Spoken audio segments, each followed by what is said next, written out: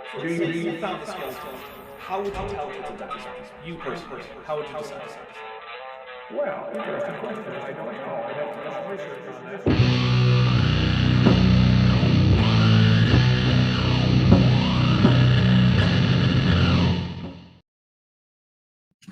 All right, and we are live. We got almost most of SFT up there in balloons. Most of SFT. By the way, Standing, you are welcome to be here. The join link is in your email, so if you're watching, come on in. Let's see. You're welcome to join us, Standing. We would love to have you. We don't coerce. We don't gang up. Yeah, we didn't even Erika didn't even coerce G-Man. Dude, G-Man was just cool about it. He just showed up. Yeah, credit where credit is due. Yeah, you know what? Look, I know a lot of people have some problems with G-Man, and I get why. I'm not telling you shouldn't. However, I will say he was extremely pleasant on both Erika's debate with him and the after show on my channel. So he was. Yep, I have nothing bad to say. Was not. Yeah, well, I mean that's nothing. Oh God, I thought for a second that you were about to say Neffy wanted to hop in. No. And I was about to be like, that's up to Dapper D. Nope. The last time that happened, it didn't go so well. Yep. Nope. No Neffy. Sorry, Neffy. You had. I told Standing for Truth a while back, because Standing for Truth was like, "Hey, do you want to have a talk with Neffy?" And I said, "I have like no interest in having a talk with Nephilim Free. He is completely uninteresting. He has no idea how to have a conversation." I said all these things. He's like, "Well, I've been working with him to get him better. Watch the last debate he had on my channel, and he did a little bit better." And I was like, maybe. And that's why I was willing to give him a shot that last time. And then he blew it. So. Yeah, it didn't go. It didn't go well. Let's put it that way. No. It could have gone better. But whatever. Them's the works. As far as more people joining, I'm going to give Standing at least say at least another half hour before I want to bring in any other people, because I want to make sure that he has a chance. Yeah. But hey, Steve, you've been quiet. What are you up to? Oh, a little bit of this, a little bit of that. But like I said, I want to go on record here. I lied. I did lie. Only I was to me. And to T. Lane. Okay. You're not the only one here. He's important too. That's true. But before we end the show, I said I was going to go get some scotch, and I went up to go get scotch, and I realized I had some wine in the fridge, and so I made myself a wine spitzer with wine and ginger instead of the scotch, and so I lied about getting the scotch. I'm so sorry. Oh God, you're out. sorry. You're out of the gang. Yep. Crap. I hope you still can trust me. Well, love me forever, Dino, because you said you would. Did I say that? I guess if I said it, I have to. I think we're I've cuddling seen at the the chat for Steve's honesty. I did complain, right? You did actually. You did complain. You But did still, complain, yes, yeah, and that is the metric by which we tell children that they're okay. Mommy, I did get the wine. I've been there, done that. Oh God. I want to point out. So I tried to do a whole upload a background to Streamlabs or StreamYard. I mean. And they were like, "Oh, give us money." So I decided to just chroma key out their background color and nothing but their background color. So now I can put whatever I want up there. Shame on you, StreamYard. That's big middle finger to StreamYards. Yeah, take that. Take that. I know how to use chroma F in the key. chat for StreamYard's revenue. You're such a scofflaw. Yeah, that's real first world anarchism right there. What are you gonna do? Not pay $10 for shareware next time? Yeah. Oh man. All right. So, we were talking about the debate a little bit before Erika came on to give us a show of her balloon skills.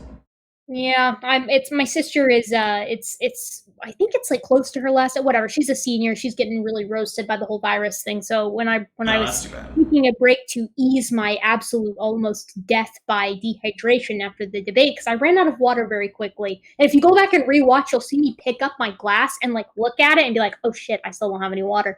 And my tea was gone really fast. So and my mom coerced me. She was like, look, you're sitting in there doing an after show. Why don't you just blow up some balloons while you're sitting there? And they're like all these random letters that have nothing to do with graduation. We have 2 S's so far, which I originally thought were money signs.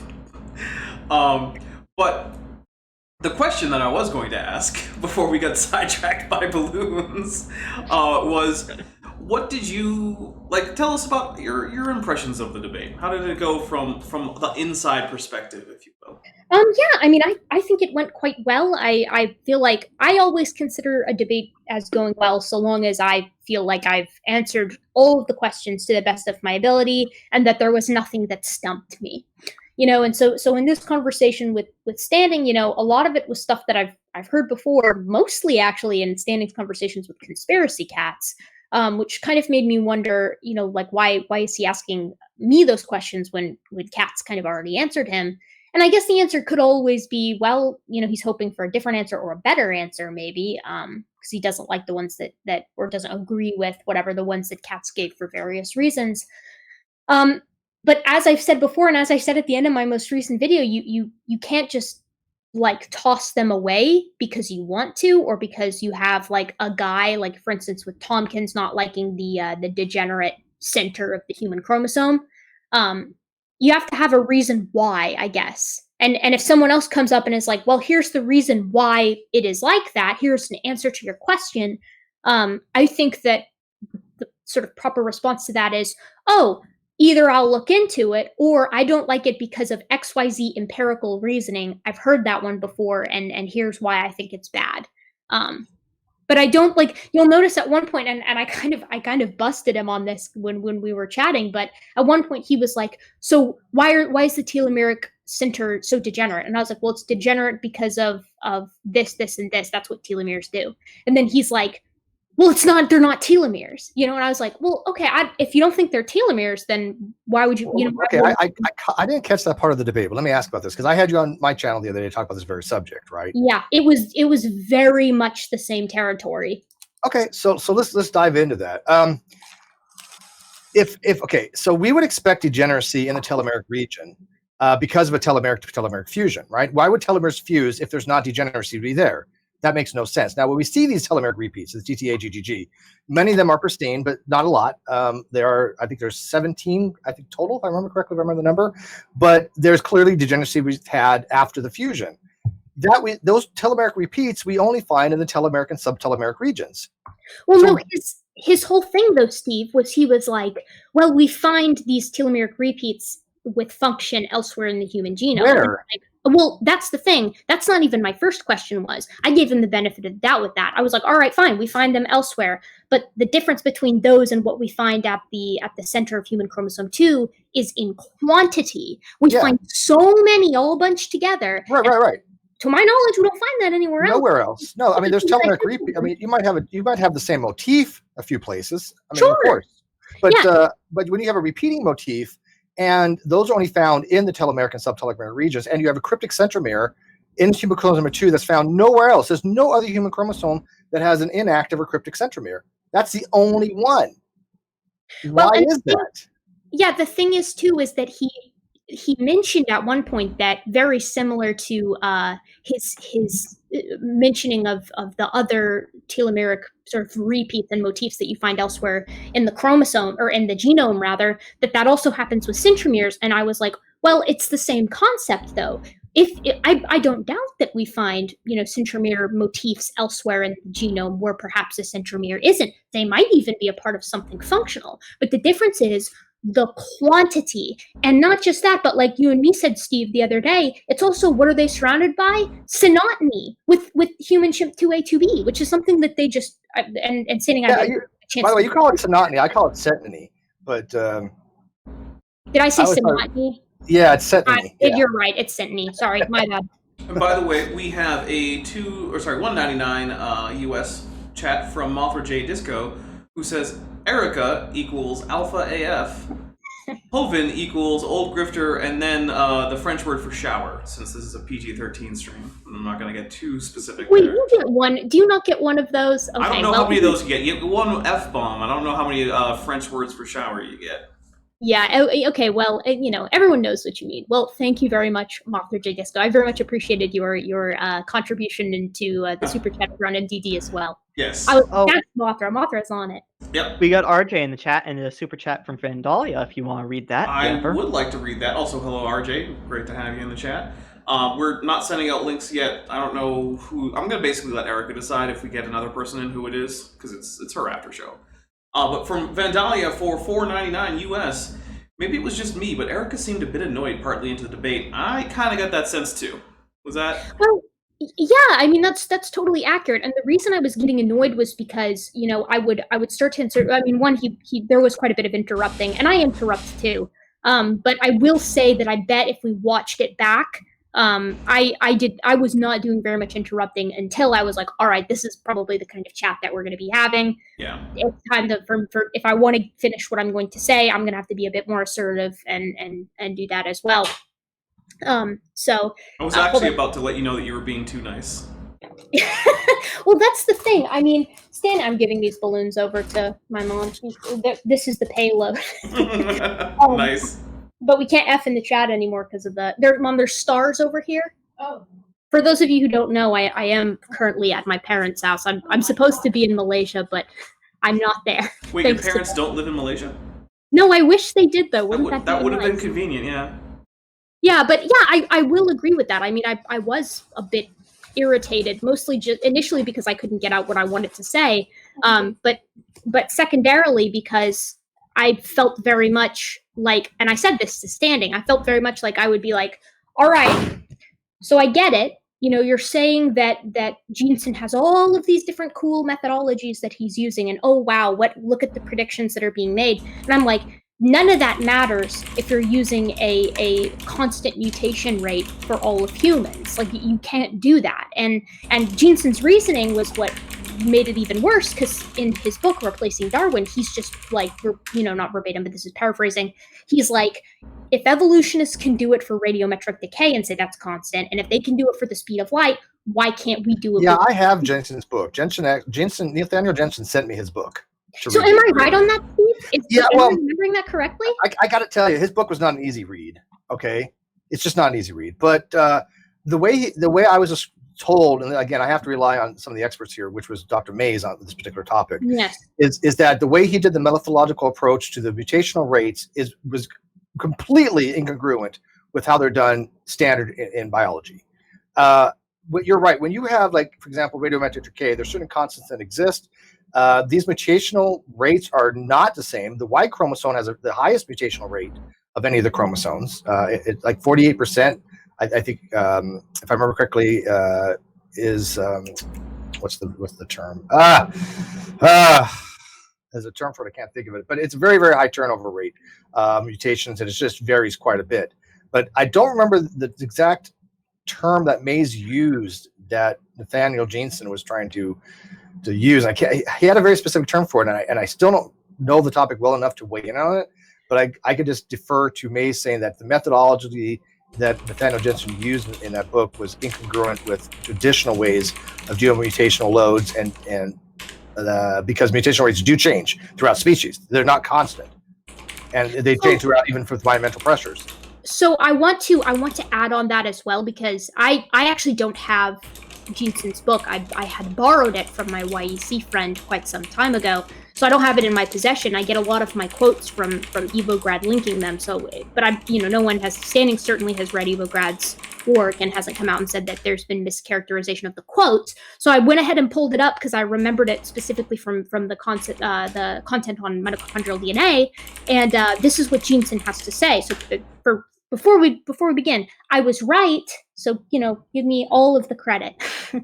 But so Evograd goes with this highly suspect mtDNA, so mitochondrial DNA mutation rate in hand. Jensen continues, and Jensen says, quote, could mitochondrial DNA clock elucidate the timescale over which our own species appeared? To answer the question, we have to be more specific and ask a technical question. Has the clock always ticked at the same rate? So he's basically saying, has mutation rates changed? And then immediately after that, he says, here we go.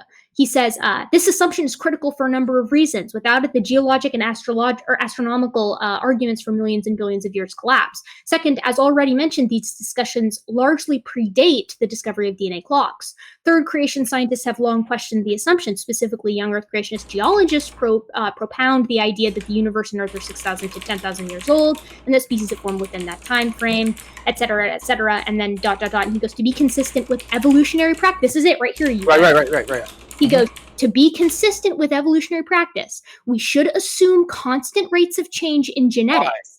In other words, when using mitochondrial clocks to trace a species' history, we should assume the clock has ticked at a largely constant rate. So this is what I was referring to. You can't do that. There's no assumption for that. And mitochondrial DNA changes faster than human DNA because it's a completely different genome.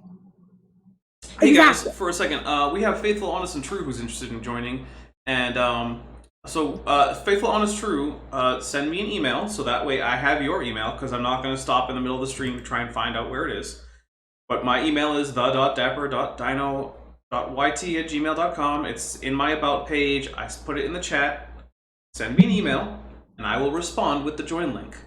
Until then, also we have... Yeah. Because you've been wanting to chat with Faithful, Honest, True for a while now, right? Yeah. I've been dying to chat with Faithful, Honest, and True. Wait, is that their normal name, or they go by something else? Because I know pretty much all the players, and that doesn't sound familiar to me. I am fairly certain that this individual has appeared on Standing Show by an actual name. Okay. But I'm not... I don't think they do their own content. If they do, I don't know what it is. I just haven't investigated it enough. Okay. But I will say, Dapper, maybe we ought to still wait... to give Standing a chance to come in. Well, I don't want him to and then have to interrupt Faithful, Honest, and True. But I think it's almost been 30 minutes, right? It was been 16, and my thing is, I would like to get a creationist in, so it's not just... Oh, I can play the part of the creationist. Yeah, I know, Steve, but... Oh, and blah, blah, blah, blah, blah, blah, Austin, Jensen, Humphreys, Evolution, bad, God good. All right, and we also have a $9.99 super chat from Vandali1998 who says, we heard Standing for Truth answer to my question about why chromosome and mitochondria only being 4,500 as all of humans and not a local migration group, but was wondering your thought, or is that still too short? I mean, the thing is that mitochondrial Eve, when you're using the actual methodology that is typically used for mitochondrial DNA, and indeed with nuclear DNA, although it's slightly tweaked, you get at minimum 100, probably 60,000 years ago. And the cool thing is that they recently released a paper, and when I say they, I mean the anthropologic community, like I think in the past month, might even be past 2 weeks, where they actually managed to trace mitochondrial Eve to her location by looking at haplogroups. So I find it very hard to believe, that all of this methodology is wholly incorrect on the basis that Nathaniel Jeanson thinks we should be using a constant mutation rate, because evolutionary paradigm. And I wish I'd had this quote. I wanted to pull it up when I was chatting with Standing, but the thing is like I was saying to you guys before, I do make a concentrated effort to debate with just what I already know. Right off the top, I try to do as minimal searching as possible because I feel like it kind of detracts. And I would have had to dig this up as you saw, but I can screen share his thing really fast. I've got it pulled up here. If you guys want to see it. Mitochondrial Eve, though, I mean, that's an estimate anywhere from a couple 100,000 years, like 500,000 years ago. I mean, you're looking at a pretty wide time ago. I mean, mitochondrial Eve has literally nothing to do with biblical Eve. It's a colloquial name, and it depends entirely on, mitochondrial Eve is really somewhat subjective. Usually when it's used in the anthropology sense, they're talking about the first, the furthest you can go back, the last common ancestor. The only one that left has ancestors who's still alive, basically. Right. Yeah. So it's an interesting look-see, and the weird thing is and I've seen creationists do this before, where they're cool with the location of mitochondrial Eve, being kind of in Central Africa, and they move it around for the flood geology and things like that. But then they reject the methodology used to get that location. Right. Yeah. Well, and somebody had mentioned the Tiktaalik, right? I mean, when they were discovering Tiktaalik, they basically said, okay, where are we going to find this lobe-fish in what area? And it's somewhere near Nova Scotia. But they had to determine what strata, what geographical location, how many millions of years ago it was. I think it was 530 million years ago, if I'm not mistaken. But they located it. They said, this is making a prediction of what properties we want to find in this particular lobe-fish. And guess what they found? Scores of them. Yeah. Scores of them. That's a prediction. Now, I would like to see a creationist say, okay, here's a creationist model. We are going to say that based upon this creationist model, we'd expect to find this particular species of kind in this geographical location and go find it. But I'm not going to lie to you, Eric, and I'm not going to lie to you, Dapper. TD Lane, I might, but I'm going to go get some more wine, okay? All right. Oh, All right. God. Also, so we have a $2 super chat from WizBizRF that says Steve's a better creationist than creationists, which, yeah, that's... I actually find a lot of times the best creationists are actually people who aren't creationists, because they actually don't use some of the dumbest arguments, but... I am relatively convinced that RJ could defend the creationist position better than Kent Hovind could defend evolution. Also, same with Chesh. Chesh Same with me. Steve. Same with Steve. Same with Erika. Same with Dapper. Same with Jackson. Same with Colton. Same with everybody, actually. Chesh is all, tell Steve about my Kent Hovind sermon review idea. You might know some peeps. Chesh, come. You should check your Facebook messages. Just saying. As far as Faithful Honest True goes, I have sent Standing for Truth the join link. Ask him to send it along. Oh, and we have an email, so I think we're going to get Faithful Honest True in here. Cool. No Okay. one spam him.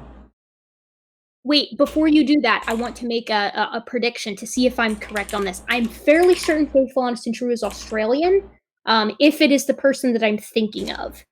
But let's see if my prediction pans out. All right, well, I have to grab the link in a way that... let's see. Copy the link. And then... why does... You know what I really hate is when Facebook decides to be stupid, because I sent it to someone on Facebook. I mean, if you copy a link from Facebook, it gives you this weird, hyper-long YouTube or Facebook link. So I'm going to hide you guys for a second, just so I don't accidentally, again, broadcast the link, which I may have accidentally done extremely quickly. You guys are back now. Let's see. Here you go. Faithful, Honest, True. I am sending it right now. Here's the link. And send. I hope you get in here, because that'd be cool. It's always... I'm interested. Faithful, Honest, and True has had... We need a shorter name than that. And just says to check my Facebook back. All right, fair enough. Fair enough. I did check it. I know that Faithful, Honest, and True has a lot of kind of dino related questions, or at least has asked me some. Most of them regard like trackways and things of that nature, or at least some of them do. If I'm thinking of the right conversation. Okay. That's gonna be all you guys. You know, I'm the hominid homie. Well, two of us here are dinosaurs, so. Very true. Yes.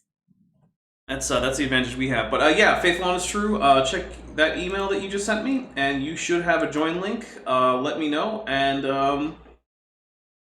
if it's not working for some reason, tag me in chat or send me an email, and we'll try to figure out why that isn't working. But on these kinds of things, I like to give priority to creationists who come in, especially if the original debater can't make it or just chooses not to, because I don't want it to be a one-sided, oh, we just celebrate how wonderful we did on this debate and we crushed the creation. Like, if you have an opposing view, please come on, be polite, and don't try to dominate the conversation, as some other young Earth creationists may have done in the past. But yeah. So yeah, come on in. Oh, he says he's got it. The fact that the individual that you're referring to was out-polited by G-Man, and G-Man was like coming off full G-Man mode too. Yeah.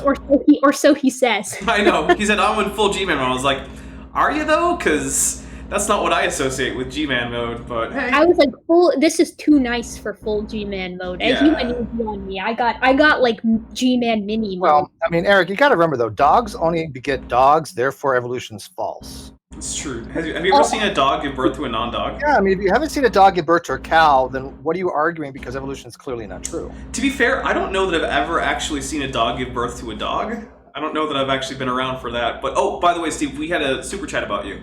It was for $2 from WizBizRF. Wiz, I love Wiz. All right, well, he said Steve is a better creationist than creationists. Oh, thank you, Wiz. That sounds weird. I love Wiz. It's not like a PG or something, right? Yeah, it does. But yeah, I wanted to make sure, because I read it out as you were gone, I was realizing I should have waited for you to come back, because it's about you. Wiz is great. Yeah, so, but by the way, Standing for Truth, Faithful, Honest, and True has the link So hopefully he will be joining us. If you're having trouble, check that you're using. Try to use Chrome if you can. I find StreamYard works best with Chrome. Yeah. So I'm hoping he comes in because, like I was saying, I really like to give priority to creationists on these, especially if we already have. I'm having some wine. I got hopefully a short night tonight. I don't want to like stay up late, and then big day tomorrow. He's been sent the link to the email that he posted in chat. Yeah, get Jackson Weed and RJ in here too, man. We'll get Standing for Truth. We'll get Faithful, Honest, True. We'll get Matt. What is his name? No Lying Matt, Honest Matt, Raw Matt, whatever his name is. Wait, did it used to be No Lying Matt? I don't know. I'm just making shit up. I think Raw Matt, isn't it? I love hearing people's old usernames. I think they're very funny because invariably they come from a time period when you were just like a different person, and so you look back at old usernames and you're like, oh god. I went by Steve, but it my username in Minecraft is that. So there you go. Steve is your username. Your Minecraft username is No Lying Matt? Or Studbuff and Steve. Okay, we have a super chat here directed at you. It's from Ian Chen. You want to have a guess as to what it's about before you go and read it as a cheater? No, I already read it because I knew what it was about. Ian, go easy on me, okay? I'm working on it. He says, for $2.99 dues to Erika, I Amazon wish upon a shooting star. In fact, actually, I recently got a package from Ian Chen from my Amazon wishlist today. It is a brand new drawing tablet, and so one of the things I'm going to be I'm going to be working on trying that out probably tomorrow on my off-topic channel. So if you want to see me do some artsy things with my new drawing tablet, Ian's too generous. Ian. We got we got this. Well, it's the name he chose, so I believe this is Faithful in here. So Eric, I gotta ask a question before it goes too far. So because you're an up and coming rising star, and we've seen these things happen for many years over and over and over and over and over again. I asked the same question to just about everybody. Half the people have lied to me about it, but we're gonna see if you tell the truth because I think you're an honest person. When you become a superstar and big name player, are you going to forget about all the low people like us? Oh, please. One, that'll never happen. Two, absolutely not. If he says this now, timestamp this. No, if I were to be so lucky, I would never. In fact, I do pride myself when I have the time and still replying to as many comments, even from old videos. Sorry about the music, but my friend is playing his... That's not too loud, is it? That's all right. Yeah, after about 1,000 comments a day. It's actually getting a little bit loud, yeah, it's getting a little bit loud. Okay, no, that's got to stop. We can't do that. You're going to have to move if you can, have him turn it down. Sorry, my friend's playing his music, so...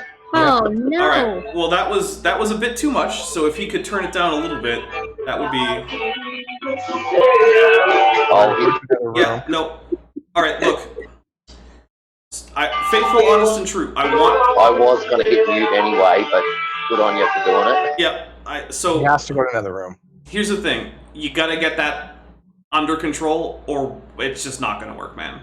No, Jason, Faithful, honest, and true. Wait, does he show up? Yeah, it shows up. Yeah. Okay, so I'm good. Okay, so Jason, I definitely want to chat with you. I just cannot hear you super well with the music playing. So if at all possible, you can hear me now because I'm outside. Okay. Ooh, I can. You're right. Yeah. Also, real quick from Vandalia 1998 for $2 US. He says my old username was the Stealth Photographer. Talking about old usernames from previous lives. I went by Cheshire Vic, but till you turned 17. Yeah, until I turned 17. Now it's somebody else that has it. She took it from me, but we're still the same person, though. Of course. So Jason, I'm glad you're finally here. I've been dying to chat with you for quite some time. Is there anything in particular you want to talk about? No, not really. I just want to listen. Oh. Okay, cool. Listen in. Yeah, by all means.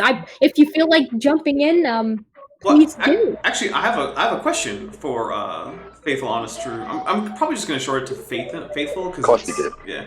Well, my question is the same as I usually ask most of my guests. What was your impression of the debate?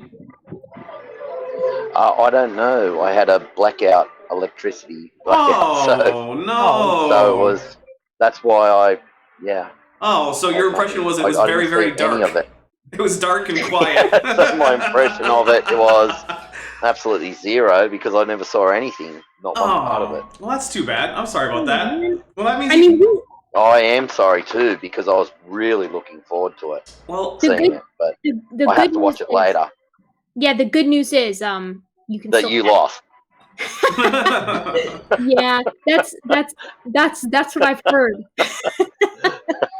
Oh, I mean, it was said in the super chats. It must be true. It's true. Yeah. Yeah. If it's on the internet, it must be true. I found that's a rule. That's right. If you see it on the internet, it must be true. Right?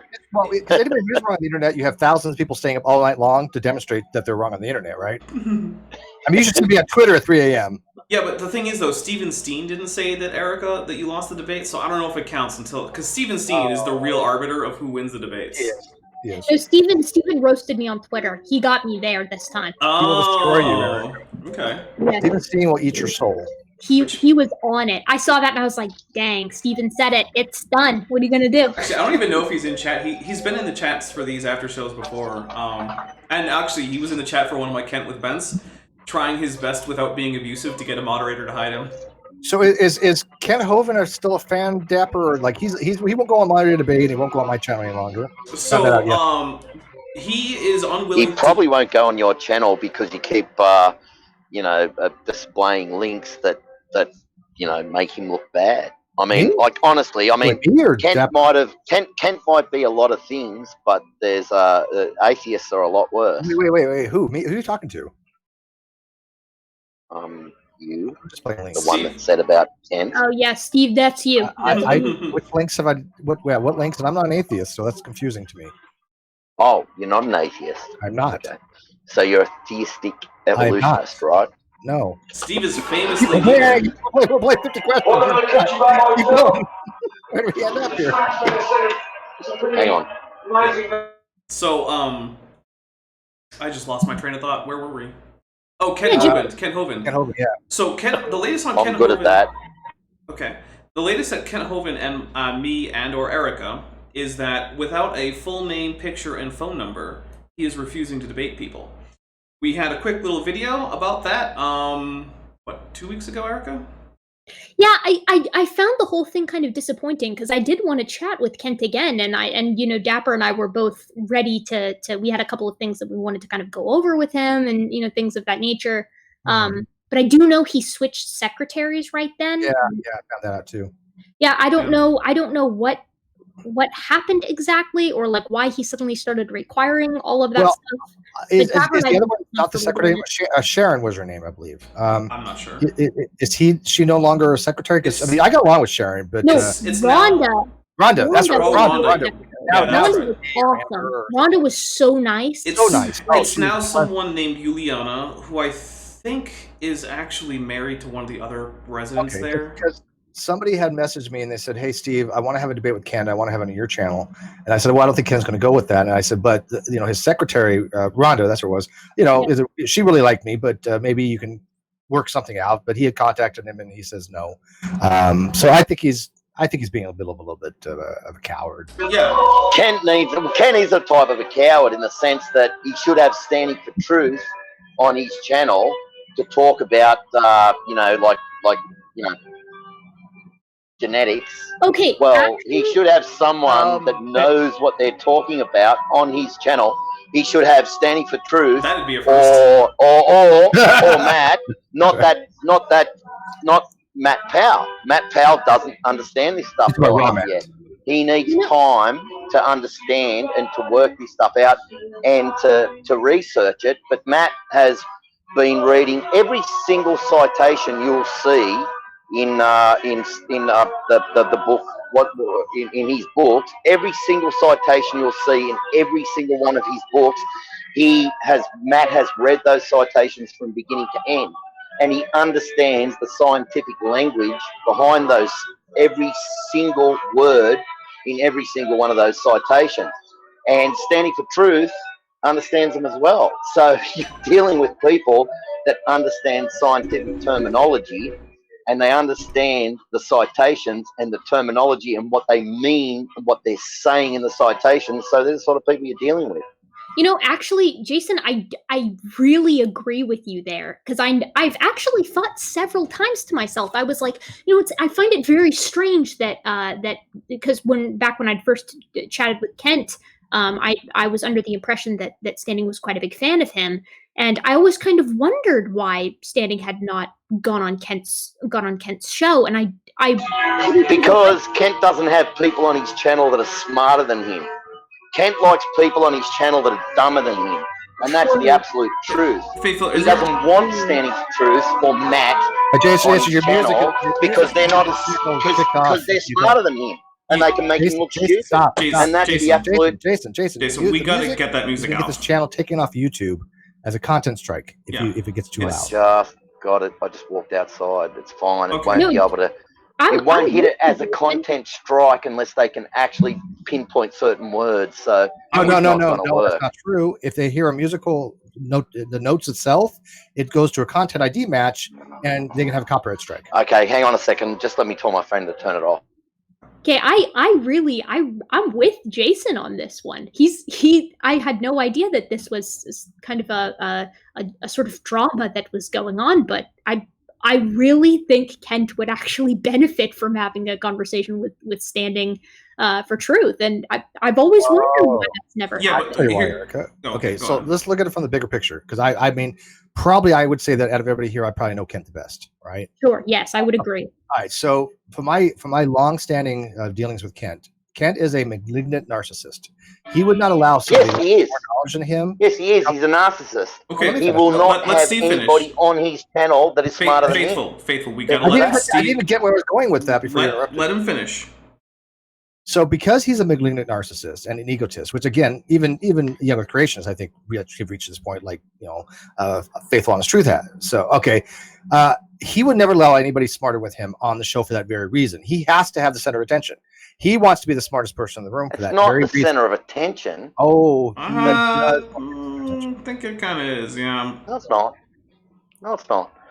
Look, Sandy, the best thing Kent could do for himself is get Standing for Truth on his channel and get him to explain some of these things that, like, Erika nailed Kent to the wall, and then Standing for Truth had to come along and fix up his problem, and so on and so on. If Kent was really genuine and serious, he'd have Standing for Truth and Matt on his channel, and not people that don't know what they're talking about. And I'm not going to say names. Well, and I want to interject on that too, and sort of double down, because I feel like I remember Standing saying in one of his videos that he had covered like the basics of endogenous retroviruses. And while of course I do disagree with Standing on like what they indicate. Oh, I can give you a link to that right now. Yeah, he covered it, and he was like, let's hope that this gets to Kent so that Kent doesn't get like roasted by conspiracy cats or Professor Dave, whoever he debated, who was like, do you know what ERVs are? And he doesn't know what they are.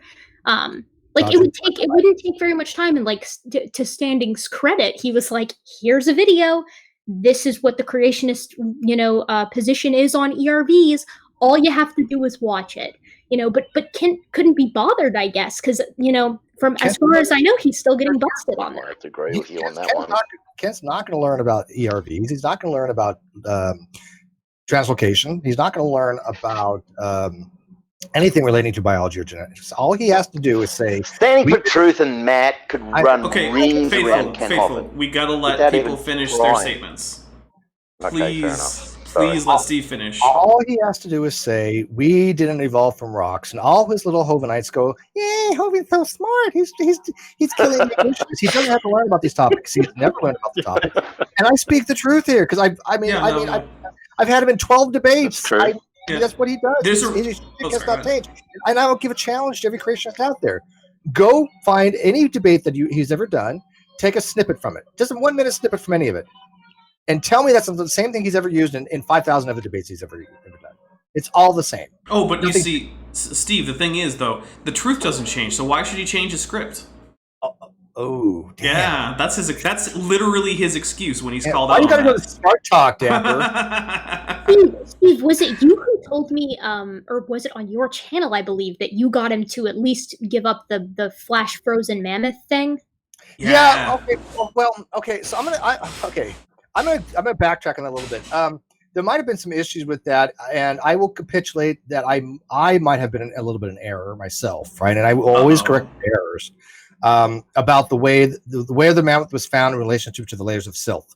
I still, overall, it's still correct. I mean, clearly, he was trying to say that the mammoth was really retrically dated incorrectly, right? But one was a mammoth primigiosus, what is it called for the baby mammoth, and another one wasn't. But somebody had actually said that it might have been the same silt layer rather than found miles away. That might be true. So I might have been an error in that, but the principle still remains the same. I mean, he basically has said, like, he said in one thing, a baby Dima was incorrectly carbon dated, and he dated, and he gave the citation for 72, I think it was, but baby Dima wasn't discovered until 1975, which really was odd, right? I mean, how do you date something before it was even discovered? So there, I mean, I was correct overall, but I think there was a minor discrepancy in where the mammoth we were talking about was found. I think it might have been in the self layer. So minor stuff, but I do like to correct myself. But overall, he didn't have any idea where that came from. I had to find the Quaternary Stratigraphic and Unglaciated Central Alaska publication, which was I think Tech Paper 863, if I remember correctly. He's never read that. And the thing is, I think what we can all agree is that there are tiers of people who cover certain content, and when you get up into the upper echelon tiers of spoilers, Erika, spoilers. Yeah, true. Listen, we need an almost honorable mention though for individuals who like admit when they're wrong. That'll probably get you into S tier if you readily admit that you were wrong. Yeah, I mean, because that's the thing. Like, I mean, I'm with you, Steve. Like, God knows I get stuff wrong all the time. So if I spent as much time, correcting myself, God, we'd be here forever. But that's the weird thing about it with Kent, because I remember he had a conversation with Bill Ludlow, right? That last conversation he had with Bill Ludlow, and Bill was like, "Why are you suggesting that the brow ridge continues to grow, like throughout a human's life?" And Kent really dug down on it, dug his heels in, and then when Bill was really like kind of gave it right back to him and was like, "You're going to have to provide citations. You're going to have to do this. You're going to do that because I've got all this kind of medical and anatomically relevant information that suggests no, that's not what happens." And but Kent's still going around saying that. Yeah, well, he doesn't accept correction. So I think the only reason to talk to Kent Hovind is to get him to admit that he doesn't know something, because then he looks like an idiot, and that's the best goal you have. One of my favorite, and this is perhaps a little bit on the narcissistic side, but one of my favorite ever Kent Hovind moments is when he admitted to me that he doesn't know what a dinosaur is. Dr. Dino, who runs Dinosaur Adventureland, who says that dinosaurs are Jesus's evangelical lizards or whatever, doesn't know what a dinosaur is. Couldn't identify one as such. Not 1-800-BIG-DINO. Oh yeah, the guy whose phone number is 1-800-BIG-DINO extension 2, I think. Don't quote me on the extension. I'll tell you what, Erika. Erika, I will tell you the greatest thing I did ever get Kent to admit to, and it was underplayed. I don't know how this wasn't taken and ran with it. Logic could have used it. And he said it was amazing, but he didn't take it or use it. So here's the greatest thing that Hovind ever admitted to.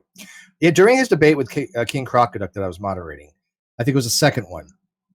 I had, and by the way, when I moderate, I'm not like James from Moderated Debate, who I love, but I'm not that type of moderator. Okay, unless it's a very, very one-on-one discussion, I am part of the discussion. I don't just moderate. I host, I moderate, I facilitate, and I am part of the discussion.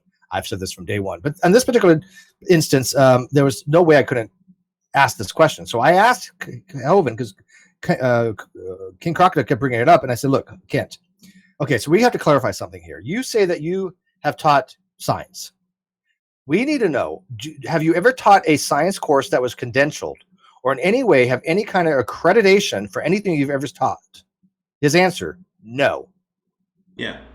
He has never taught any accredited science or anything relating to anything that you can get actual academic coursework from, credits. Now, that was very telling, because when he says, I have taught science for 15 years, that is the equivalent of a parent saying, well, I taught math because I homeschooled my kids. Yeah. The only thing he did was he sat in a Baptist foyer in a church with high school level levels, right? I mean, they're about that age, and explained to them creation science. Yeah.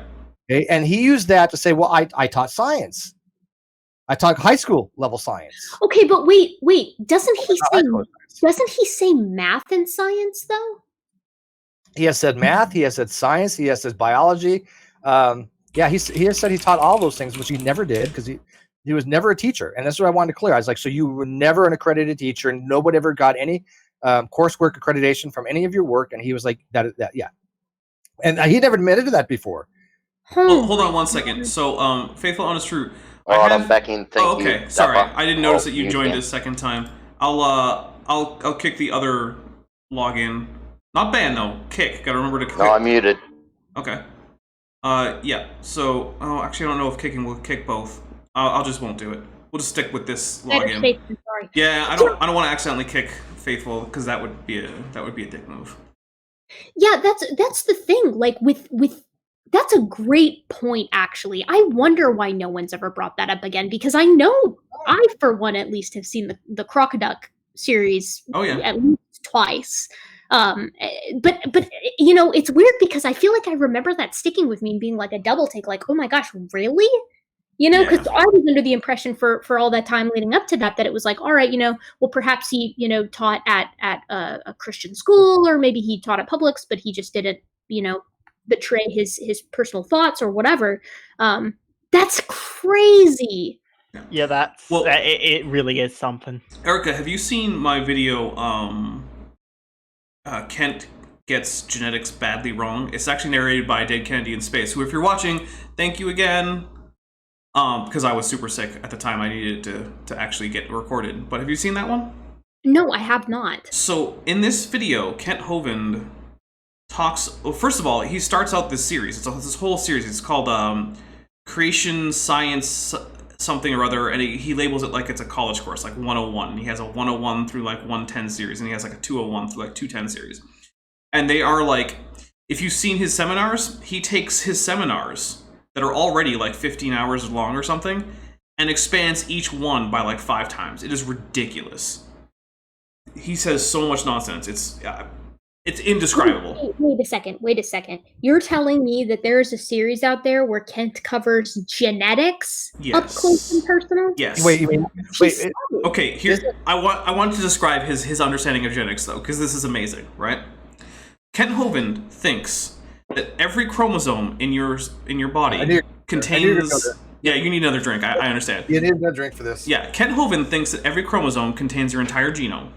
Yep. He has said this. He is not lying. Jepper's not lying. I remember this, and I lost my mind when he was... Kent Hovind thinks each nucleotide is a gene. Yep. Kent Hovind What thinks... was that? Kent Hovind thinks what? Each nucleotide is a gene. And he also thinks that you could derive the entire genome from a single human chromosome. Yeah, every single one of your chromosomes, according to Kent Hovind, has your entire genome. Yeah, no understanding of these topics. Kent Hovind thinks that the way that reproduction works is that each chromosome unwinds, the DNA splits down the middle, down the middle along the base pairs, and then one half of the chromosome joins up with the opposite half of the other parent's chromosome, and they each then wind back up along the nucleotides, then wind back up into the chromosome shape. I'm a little confused by that. I can't. So he thinks... So can you say that backwards? I don't... Okay, so Kent Hovind thinks... Wait, is he describing like mitosis? No, he's describing fertilization and how the two gametes combine their... Committed, though. So he thinks... Okay, so fertilization. We get the genome from the father gets in there, and now there's 2 sets of chromosomes. Kent thinks that the next thing that happens is each chromosome unwinds into the DNA strand. The DNA strand then splits along the nucleotides, right? So there's only two halves. Then the other halves from the other parents will join back up with the first half from, say, the mother, right? To create a combined genome where each half of the DNA ladder, shall we say, is from one parent and the other half is from the other. And that's how genetic recombination works between maternal and paternal DNA in the nuclear DNA. He also seems to think that each nucleotide of the same kind, so every, like thymine or whatever, can be different from each next one. He doesn't realize, yes. And he also seems to think that they are more complicated than automobiles, despite being like less than a score of atoms in each one of these nucleotides and all of them being essentially identical. Look, Dapper, you're making Erika lose the will to live. I know. Okay? This is the face of somebody who's lost all hope. That makes me like break into a cold sweat. Right?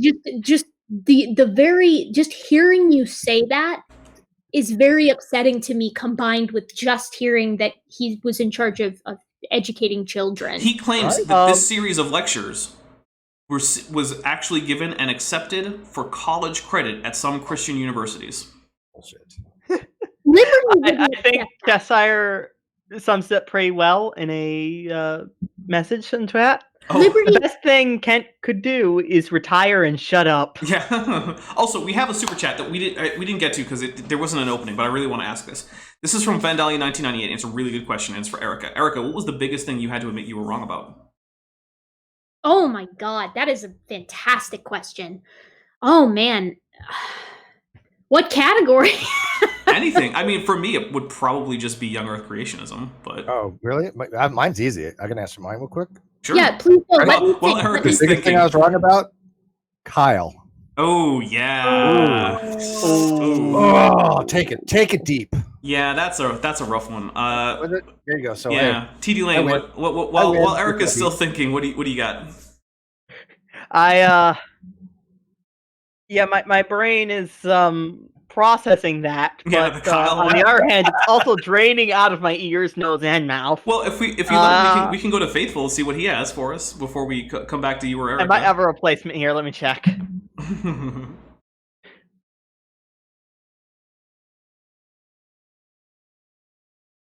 Oh, you know what? We just got a message from Faithful, and I understand that is a pretty important thing. And yep, that's a pretty good reason why you are only occasionally in. I don't want to say anymore, but yes, I completely understand why that is important. He was the one that died. And support. That guy that I told you about that's coming down off the methadone. Oh, he was the one that died in 1990. What year was it, Doug? When I died? When you died on the methadone in King's Cross, New South Wales? 92 or 96, I can't remember. 92 or 96. Somewhere around that, he had a massive dose of heroin, and you died in a warm bath, didn't you? Yeah. Yeah, and he was dead for... I died. They brought me back to life, and Jody put me in the bath. Well, he was in the... He was again. But the thing was, he died in a bath from a massive dose of heroin. You're having a gram... 3 or 4 times a day. You're having a full gram of heroin shot 3, 4, 5 times a day. Yep. Even more sometimes. Well, I'm glad that. So he died in a bath and he went to hell. And he went to a really dark place, scary place. And well, he was dead. And then that's on. His name's Doug Warner, aren't you, Doug? Say your name. It's on record, Doug Warner. It's on record with St Vincent's Hospital. With St Vincent's Hospital, they sent the paramedics out there to King's Cross in 92 or 96, was it? Yeah, but one of those years. And they give me the electric shock shit to bring me back. And it didn't. Came, yeah. And they had things on your chest to say you had no heartbeat. Yeah. And you had no brain function or nothing. Yeah, you were dead. So he worked out he was dead for about an hour, and he went to a very dark, scary place in that time. Now, how is he still conscious if he was dead? I'm kind of curious. Jody can substantiate all that. Yeah, Jody, his missus, she had a stroke recently, didn't she? Yeah. Yeah, and something else happened to her. Well, but she can verify that she was there. She was the one that dragged Doug out of the bath after he had a shot of heroin and rang the paramedics.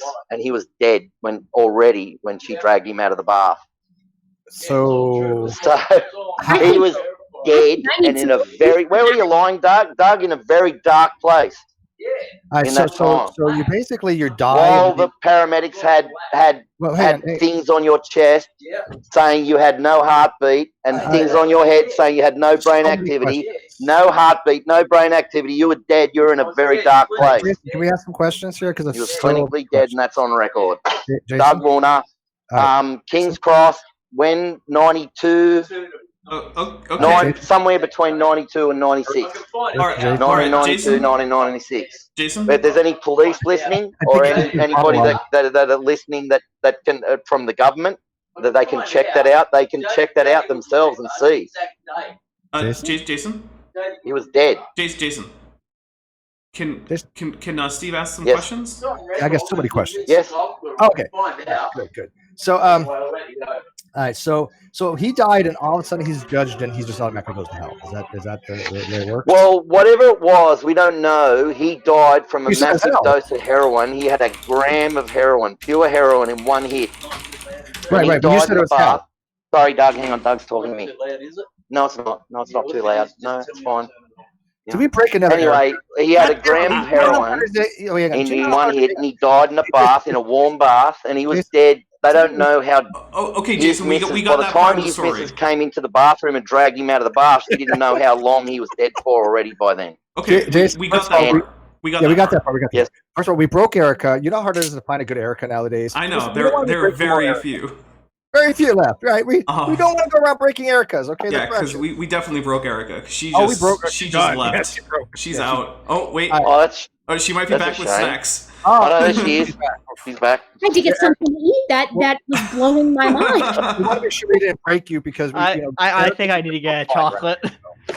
Okay. Yeah, you know what? I'm gonna let Steve take this one for a second because my rum is suddenly dried up. Somehow your rum is certainly not powerful enough. Yeah, I don't even know what just happened. So I'm going to be back after I collect some rum and my brain. Yeah. We're like in my territory here. Okay, so Jason, yes, you said though he went to hell. Now, did he go to hell? Well, yes. We don't know where he went. Before you say he went to hell, he went to a very dark place. Okay. Would you call it? But is it hell? Yes. I know people that have. I mean, I've seen. What do they call it? I've seen near-death experiences where people have gone to hell, and what they've described just before they went into the burning hot, red hot darkness with all the demons, they were in a dark place, a very pitch black. Doug said the place was so dark that you can imagine if you were in a room and you had your hand 1 inch from your eyes and it was pitch black dark and you couldn't see your hand, well, it was 10 times, thousands of times darker than that. Is there a Christian? Dark. Okay. So is there a Christian? The sort of dark that would, basically if you shone a high-powered spotlight in that darkness, that the light of the spotlight would be consumed by the darkness instantly. It was really dark. It means that it didn't reflect any light, total black body radiation. I get it. All right, so Jason, is there a scripture out there that says that when you die, you're automatically judged and you go right to hell? Like that? Is that how it works? Because I don't think No, because Doug was a heroin addict and he'd been to prison for armed robbery. He'd done all sorts of armed robberies, all sorts of things. Doug spent in his life about 8 years in prison. Okay, I'm not. And we're talking about somebody that when he died, he went to the dark place. Okay, bloody oath he did, but he was sent back for a reason. We don't know why. Jesus, he didn't. Well, I do know why, but did God not judge him? Did Jesus not? I mean, I thought you had a judgment before you get to determine where you. Well, there's plenty of instances where when Jesus was risen from the dead 3 days after he died, when he was risen, when he was risen from the dead, he was given the keys to hell, death, and judgment. So Jesus Christ can go into hell anytime he wants. He can take anyone out he wants. There's 150,000 people that die every day. And there's only been about 15 million, say, near-death experiences. So the chances of you getting sent back from hell, like Doug got sent back, and this would take hours for me to explain why he got sent back. It's just You so didn't want him? detailed.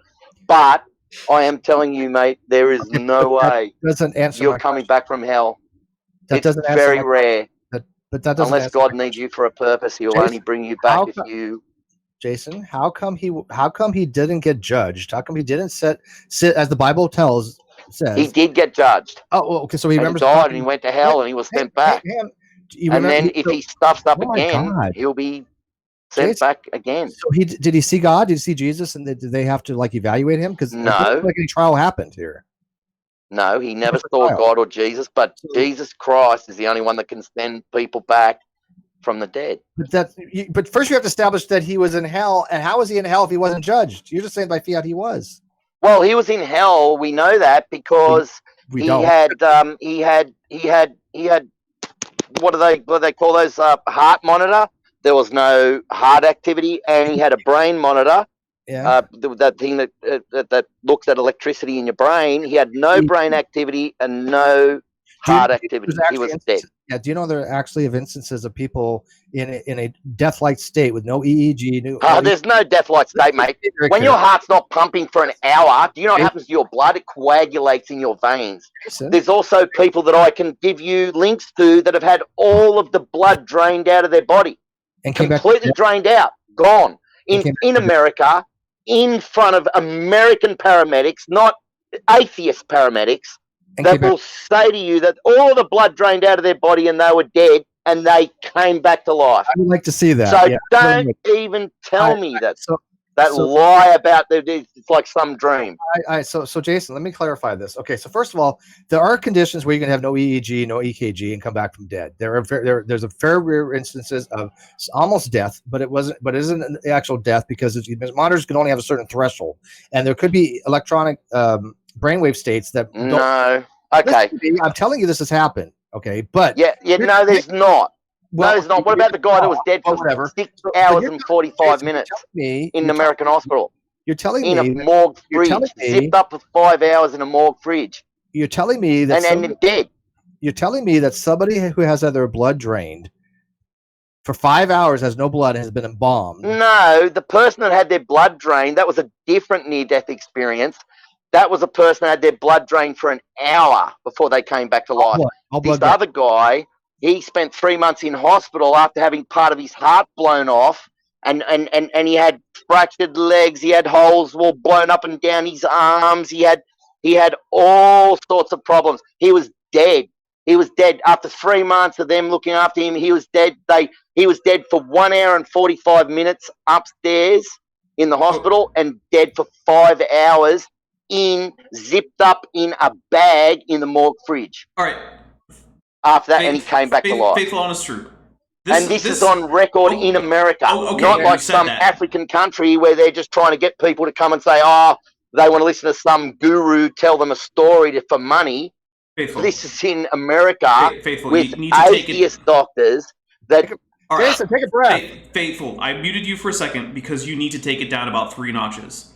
Because you've repeated yourself several times. I'm about to unmute you because it's getting to be a little bit much. So I'm about to unmute you right now. Happening. Okay, you just were unmuted. Did you notice that you were muted? Okay. Okay. The reason I said that I muted you, which apparently you didn't notice because you kept talking over, is because you need to take it down about 3 notches because you're repeating yourself. What? And no one is able... I'm repeating myself. Yes, you said that this guy was dead for an hour in America several times now. So here's what I'm going to ask you. No, you got it mixed up. There was different guys. There was one guy that was dead for an hour with all the blood drained from his body, and he came back to life. Right, and then another guy had his heart blown story. off. The other guy was dead for 1 hour and 45 minutes up in the hospital, and dead for 5 hours after that. He was moved down to the morgue fridge, and he was locked, zipped up in a plastic bag in a morgue fridge for 5 hours, and he came back to life. Hang on. There have been instances of people going down to the morgue, being in a body bag, and coming back. That has happened because of the exact condition that I told you about. This really deep type of coma. Yes, no. This guy. Can I send you the link? Yes, please. Watch what happened to this guy. That's been the whole point of everyone who's been trying to talk to you. Okay, all right. I'll get the link now. I hope I don't drop out Only in America. This is, by the way, this while is I'm looking for it. Hang on, it'll take me 1 second. Florida, man. I need more wine. Oh. This is fuck that. I'm gonna go for scotch. It's an experience. We're having an experience here. Yeah, but Faithful Honest, I need you to come down a few notches and give a few full sentences and then a pause where people can try to figure out, like maybe ask you a question to see if they've understood you correctly or something. Because what's happening right now is that it's very hard for people to even ask for clarifications. I've confirmed this. I thought this. I don't. You've confirmed what? I've checked this out. This particular link. There's the link. I've checked that out. Okay. I've checked that guy out. I've checked everything he set out, and there's not one single person. I've checked the hospital he came from. Not one single person, not one single atheist doctor in that hospital ever came forward and said he was lying. Nothing. There's the link in the private chat. Is there a citation in anywhere for any like case studies or? There's no citation. What do you think you're going to get evolutionists to go do a citation on someone died and went to heaven and then came back? Yes, because near-death we've experiences got are in doctors, atheist doctors in a hospital that watched a man die, declared him dead. He was dead for 1 hour and 45 minutes upstairs, and then he was dead in a body bag, zipped up in a fridge for 5 hours after that. All right, so all right, and then he came back to life. But you go and have a look at his injuries. I just gave you the link. Can I ask a question? Yes. I have an interesting question for you, Jason. Just because I've been processing what you've been saying and gathering my thoughts and eating beef jerky and drinking tea, and I was wondering, what do you think about near-death because I used to, like, I spent a period of time looking into NDEs and things in general like that because they're really interesting. What do you think about people who have near-death experiences that correspond to a different religion? Like, I know some. Well, actually, I'm glad you mentioned that. I'm really glad you mentioned that, because those people that have those near-death experiences, when Jesus Christ gets somebody that's died and he sends them back for whatever reason, he says, "It's not your time yet. I'm sending you back now." Okay. He doesn't say why it's not their time. He doesn't say anything. But those people that had near-death experiences where they come out with this all occultist, new age garbage, they saw the same thing that everybody else did, but they interpreted it the wrong, you know what I'm saying, the wrong way, right? So when they got sent back, they come back, because all Jesus says to most of the people that get sent back, he says, "It's just not your time yet," and he just sends you back. He doesn't say why it's not your time. He doesn't say you believed on me the wrong way or you're teaching the wrong thing. He just says, "It's not your time yet. Go back." Bang. And a lot of those people that come back, they just don't. They misinterpret it. Okay, Jason, real quick. I looked at the link that you gave, by the way, and by the way, let me fill you in on the fact here. Not everything on YouTube is legit. I know it's hard to believe that. I know it's crazy. All this is a link of is a man telling his story about coming back from the dead. That's it. His all he's doing is relating his story. Yes, and I've got a lot of. Have you got? Can I put like the full writing up of that guy with all I've investigated that person, that Ron Ogren. Yeah. Where's from that particular video, I've investigated him because I thought it was a parody. I thought that the way he goes on. If you watch that video of Ron Ogren, that one that I sent you, it looks like someone's making a joke. It looks like a parody. And that's what I thought it was when I first saw it. So I just thought, okay, this has got to be a parody. This can't be true. So I started looking through and started researching. Well, I'll send you all of my research. Yeah, that's fine, but everything. Why, when we ask you for evidence, why would you send us a video of a guy just saying what you're saying? Right. When we're asking for evidence, do you think that a video on YouTube of a guy standing up in front of a bunch of people saying, "Look, I died and came back"? Well, I've got a lot of videos of him standing up in a lot of different places. Okay, but if you had with a lot of different people, and there's many doctors and nurses, and the doctors and nurses that worked on him in the hospital were atheists.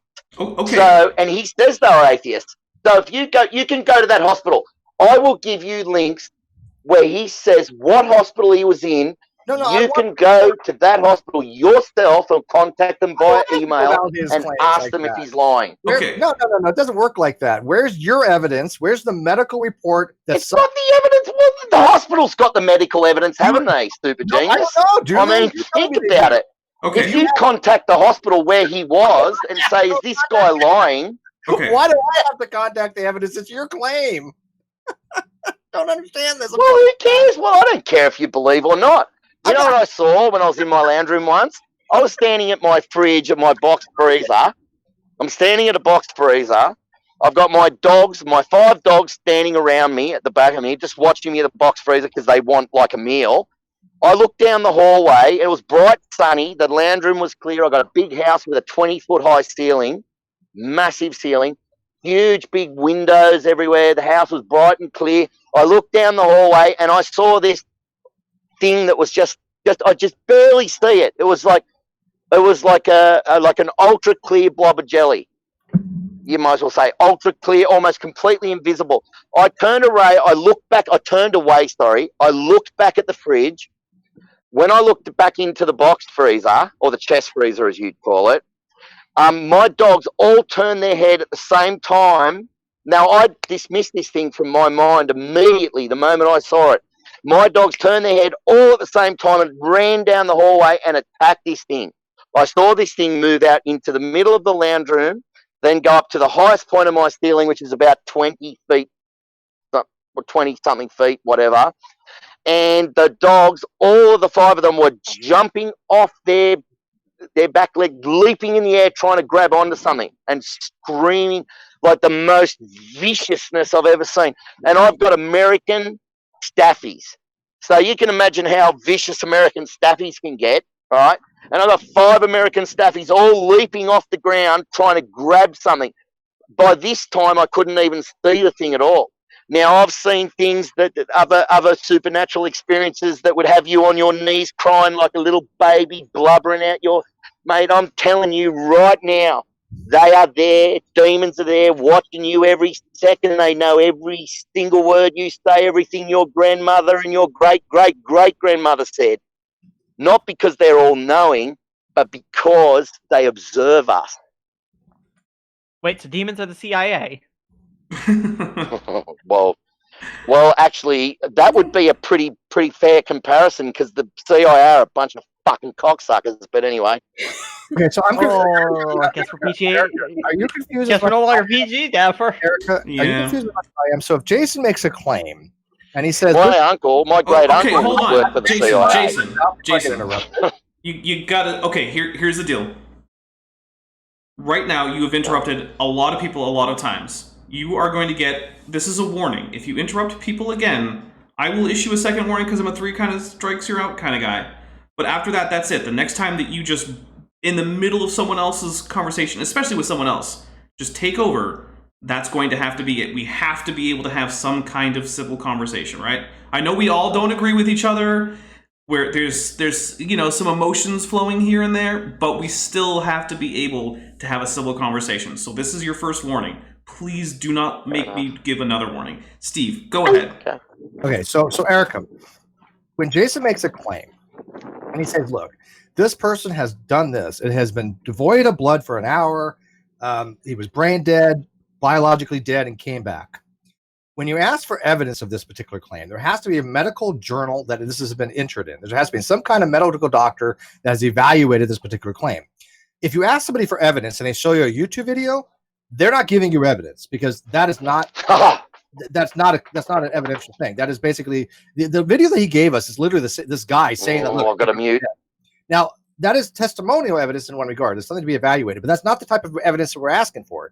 You have to be very clear. I'm not asking for testimonial evidence of somebody who claims to come back from the dead. What I'm asking for, and it's going to be very simple, Jason. Do you or do you not have actual medical evidence from a certified doctor, journal, or mortuary or whatever that this was the case, that he was drained of all blood for over an hour and then came back from the dead that we can look at? We're not talking about the guy who was drained of all blood. Who cares about him? What about the guy that was dead for 1 hour and 45 minutes upstairs and dead for 5 hours downstairs in the malt fridge? Your claim. Did I miss that? Huh? Am I wrong on that? Did he not say he was drained of blood?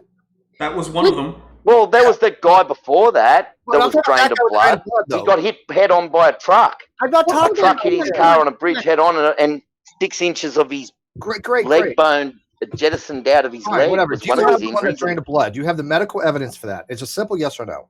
Yes, because Okay. I can give you the video, and then you can go and No, find I the don't want guy's a video. name I out, want and the then you can report. go and do the research yourself. I don't have to. Why would they lie? Why would they lie? Why would the doctors would and they nurses lie? at the hospital keep quiet? Well, so let me Jason- ask you something, Okay, Jason. So my dad, whose study I have co-opted here, he's an MD, so he's a physician, and Mhm. he was talking to me the other day about this code that they were running in the hospital, which is when someone codes that basically. Can I tell you guys something just quickly? Can I cut you off, Erica, just for You 1 can. second? Fine. I want to hear what you have to say. Just Cut her quickly. off. Nope, because I that's just your want to tell you second something warning. that'll save your life with COVID-19. You can tell her You that wanna when she know is something done that'll with save her your life? statement. If you continue to interrupt, Okay, that will alright. be it. That's Oh, your you second want warning. COVID-19. Let me finish, Jason, and then tell us I the think thing. it Yes. can save your life. Yeah, Yeah, you so can tell I us. want Okay, go on. to hear. I'm interested.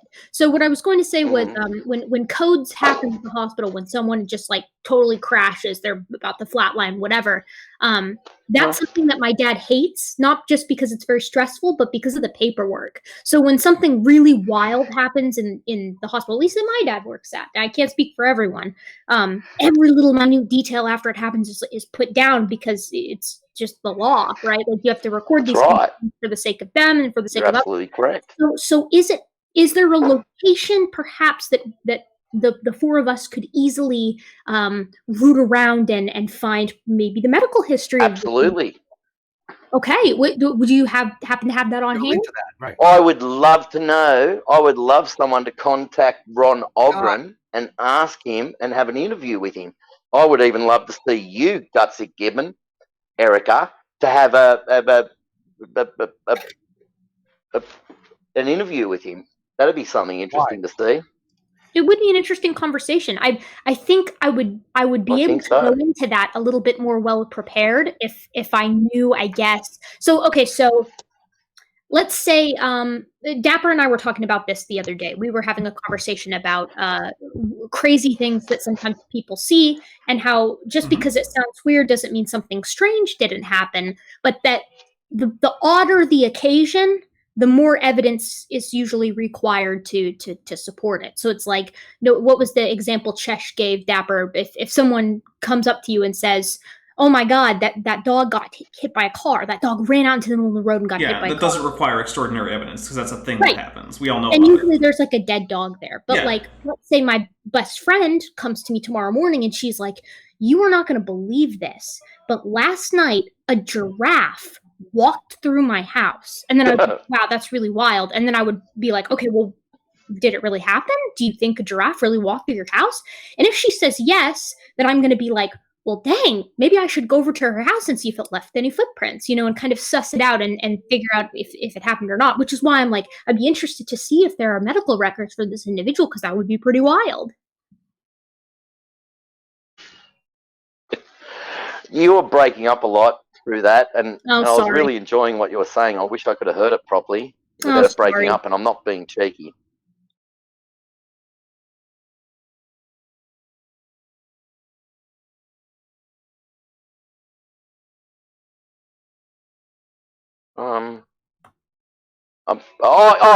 Yes, I can tell you that without even giving you the. Actually, I'll find the. I can find it. There's a Matt found this out. Matt Raw. He discovered that if you take nettle root has a protein in it. Oh, let's just make it more simple and just say there's a chemical in nettle root that binds up the proteins on your cells that either hinders COVID-19 from entering, or it completely stops it. It won't stop you getting it. It won't stop you spreading it. It won't stop you probably from getting sick from it, but it'll stop you from dying from it. And it's nettle root powder. Any nettle root extract, nettle root powder extract, something like that will save your life. If you're, say, over 65 and you got, well, the thing with COVID is, what it does is, and what's his name told me this, Mark Armitage. He said that the COVID-19 attacks the what do they call it? The hemoglobin, and it releases iron, free iron, into the blood.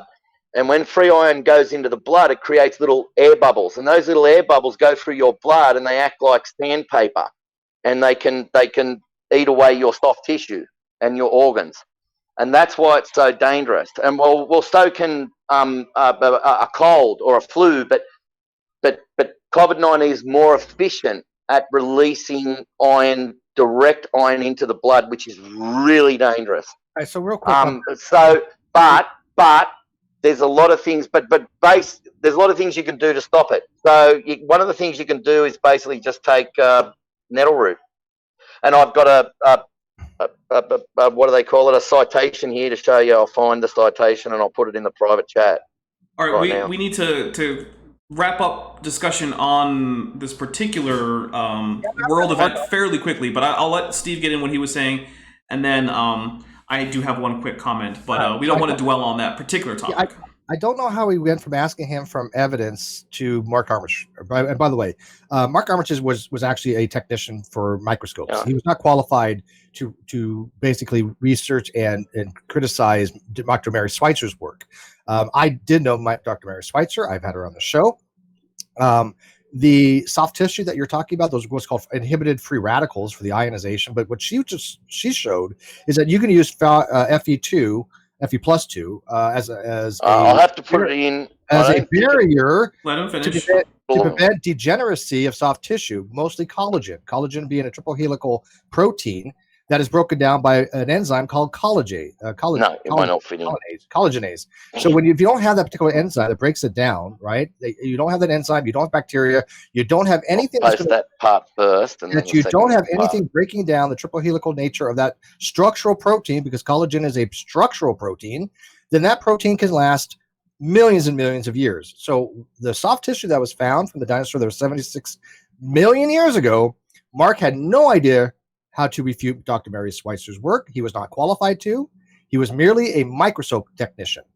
Okay, and the one thing I wanted to add is I'm gonna say a few things. One is that this channel does not give out medical advice, and nothing that is ever said in here should be construed as such unless it is said by an actual physician who is currently treating you for some disease, whom you have met in person for that diagnosis.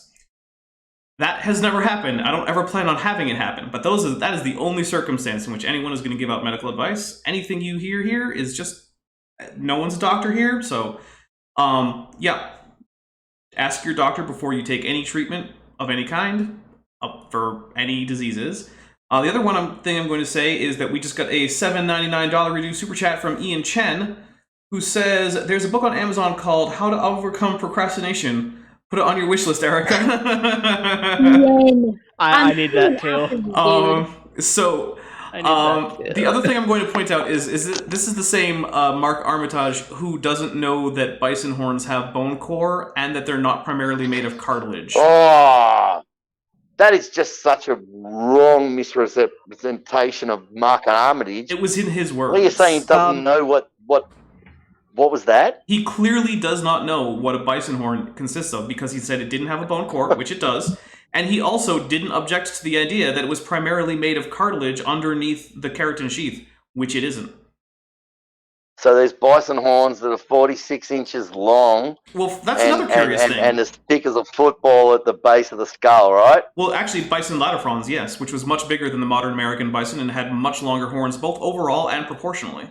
We've got buffalo in Australia, but they're Asian buffaloes, and they've got massive horns. And if they want to kill you, right, what they do is they run in. If you hide under your car, they've got these massive long horns. They go under the car, and they just use their horn to sweep you out from under and hook it into you and sweep you out and then stamp you to death. Yeah. Right? Buffalo are terrible creatures. They're vicious things. I mean, you're not going to get me disagree there. Because I've experienced it personally. But I'll tell you right now, I've seen a lot of different buffalo horns, and I saw the buffalo horn that Mark Armitage held up. You'd have to call Jack Horner a moron, and what's her name, Mary Schweitzer, a moron, because they would not know what the horn looked like or what a buffalo horn was. Mary Schweitzer did most of the work on most of the peer review on his Did you read his papers? Actually, real quick, I want to address that because that was a claim that Mark Armitage made. But when I tried to search for any paper that she would have likely come across, the only place that he ever published on any of the 3 specimens under question here was in Acta Histochemica, which is not a paleontology journal, and I don't see any reason why Mary Schweitzer would be on the peer review board there. Other than his word, do we actually have any evidence that she was actually on the peer review panel for that paper? Well, you know what? If I was Mary Schweitzer and I heard this YouTube live feed and I heard people talking about this, I'd be up there saying that Mark Armitage is full of shit. But you know what? I'll bet you she doesn't. I'll give you any money you like, she doesn't. Well, first, I don't think she's here, so what she would or wouldn't do is completely unknowable. Whether she hears it, even if she hears it. Right, I don't know. But do you have anything beyond Armitage's work? I'll guarantee it. Do you have anything beyond Armitage's word to indicate that Mary Schweitzer reviewed his paper? I indicate that Mark Armitage mentions Mary Schweitzer, and if he was lying about her, then she would come out. That's what we're trying to determine. You know? Do you have evidence that he was telling the truth or lying? That's what he's asking. Do you have evidence? Well, I have the evidence because it's been over 10 years or that since she's done this, all this help, or 5 or 7 or 10 years or something. It's a long time, and she's never come out. How is that evidence? Made a disclaimer maybe it's saying because never. It's not important to her. Yeah, that's not evidence. Jason, it's so not important. Jason, okay, so soft tissue in a triceratops horn is so unimportant that she just swipes it aside. What I noticed, Jason? What I noticed about Young Creationists, they all have some things in common, and they have certain attributes. One is they don't actively listen. 2, they think fallacies are good arguments. 3, they can't answer simple questions. These are something ubiquitous on every single Young Earth Creationist and Flat Earther that I've ever in my life dealt with. And you know I've dealt with. I hate Flat Earthers. I mean, I don't hate them, but I think they're just absolutely full of crap. I cannot stand them. But their doctrine on me, I want to hear from Erika personally. She's been quiet for a while. Yeah. I want to dip in here and suggest that maybe, Mary Schweitzer, at least when I was looking into this, what I'd seen was that she was one of the peer reviewers on his paper, but just simply on the discovery and where this sort of find was discovered, and she basically signed off on it and was like, well, I've peer reviewed it. It sounds, like it could potentially be a triceratops horn. But you'll notice when you read the paper that Schweitzer reviews, there's very little conversation about the morphology itself. And when Schweitzer goes back and re-comments on her peer review about it, at least in the things that I've seen, she was like, yeah, I did not know, exactly where this was going. She was like, it showed up on my desk and I peer reviewed it like a peer reviewer does. There's no dispute whether it's a triceratops or a thing. You're the only person disputing it. That's it. Yeah, that's enough. That was the final interruption. I have a few things there. First, I'd love to have an expert on Triceratops look at those horns, but Armitage won't allow that. Not only does he not allow it, they're mostly destroyed now, or it's mostly destroyed now. Yeah, because good job, Armitage. Yeah, what did he try to do? Did he try to carbon date it? He tried to he did carbon date a part of the quote bone core. Actually, it's not quote. It's almost certainly bone core. He also did a bulk sample carbon dating where he just sent a whole bunch of stuff that he wasn't very careful with. Both of which returned dates consistent with the identification of bison latifrons.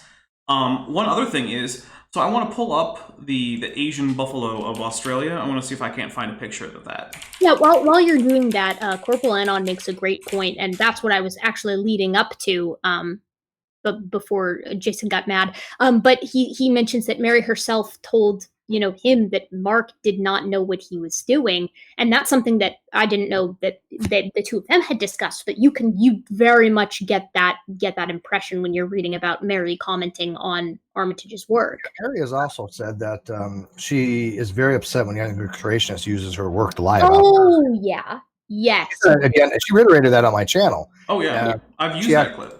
Yeah, a lot of people have taken that clip, and she was very, very direct with that. And as a Young Earth Creationist, for Jason and other people to use your work like that when somebody has pointed out to them, hey, look, you're using it disingenuously. You're lying to people that should be enough indication to be indicative enough to point out that young Earth creationists are just not honest interlocutors. I pointed out 3 main things about every one of them I've ever dealt with. Jason, unfortunately, you had demonstrated all of them. I don't know why. I don't know why you can't answer simple questions. I don't know why you can't actively listen. I ask about X, you give about Y. I ask about Y, you give about Z.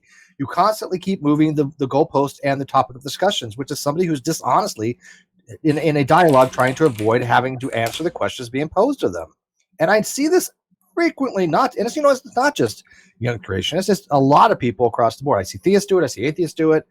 Stop. It's not that hard to answer simple questions. Erika here could ask me anything she wants. I can give her simple questions and then expound upon it. I guarantee it. I can do this with anybody.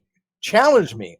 Hey, Steve, you answer yes, no, or I don't know, and then expand upon it. Okay, fine. I could do that with any, even complex question fallacies. So the thing is too is that I want to briefly touch on what he said before because I wanted to respond to it, but I get why things were getting a little out of hand. But he mentions, he's like, you're the only one that's disputing this.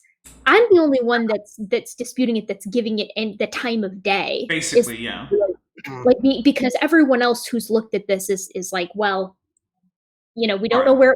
We don't know the nature of the deposit in which it was found in. We have kind of a vague location of where it is. And I saw the Armitage interview that Jason was a part of. And Armitage seems pleasant enough in the interview, but the interesting thing is to me is that there was a perfect opportunity to ask all these questions, but they didn't ask them, and I don't know why.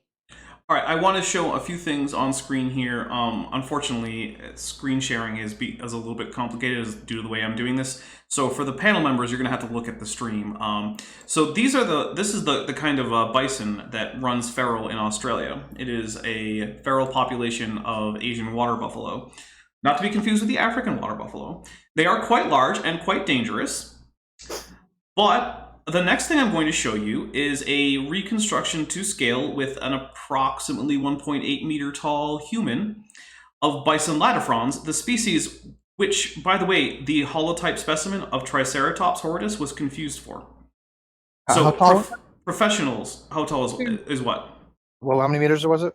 It looks like, well, we'll actually look at it in just a second. So this, which is on screen, will be up for the panel members in a few seconds, is a reconstruction that is consistent with the scale I'm seeing elsewhere of bison latifrons. It's like twice as tall, easily. Maybe 2.5 times as tall. This is about the size of a Triceratops, and yes, those horns are about the size of Triceratops horns. There is a reason that when the first specimen of Triceratops was found, which was essentially just 2 supraorbital horns, it was identified as a member of this species, bison latifrons. They are not that easy to distinguish in the field, even for professionals. Well, and that's the thing. Like the whole problem with the situation that we've all discussed before is the lack of transparency. Mm-hmm. Like if it's a Triceratops horn and you found complete sheets of whatever, and I'm not entirely convinced that it's sheets of tissue, but let's say for argument's sake that it is, would you not want to be parading that and shouting it from the rooftops if it's not necessarily ill-gotten? Because Mary Schweitzer did just that, and she's gangbusters famous. But you know what she did though? Do you remember when she had said she had gone to Jack Horner and she said, look, I think I might be onto something here. I think I might even found some red blood cells. I have some what looks to be like some kind of genetic material or structural protein. And do you know what he told her?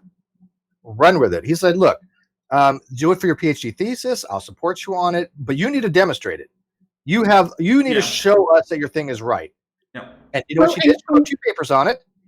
And she showed people that it was right. Well, and the interesting thing is, Steve, is that the most recent thing I read concerning that kind of first initial interaction between the two of them is Horner was like, well, Horner's general, demeanor was like, well, shit, that really is what it looks like. And so he looked at her and he said, all right, if we're going to be sure that this is what it is, what we both think it is, do everything you can to try to prove it wrong. Right. And if it still stands up to snuff, then what we're dealing with is something very special.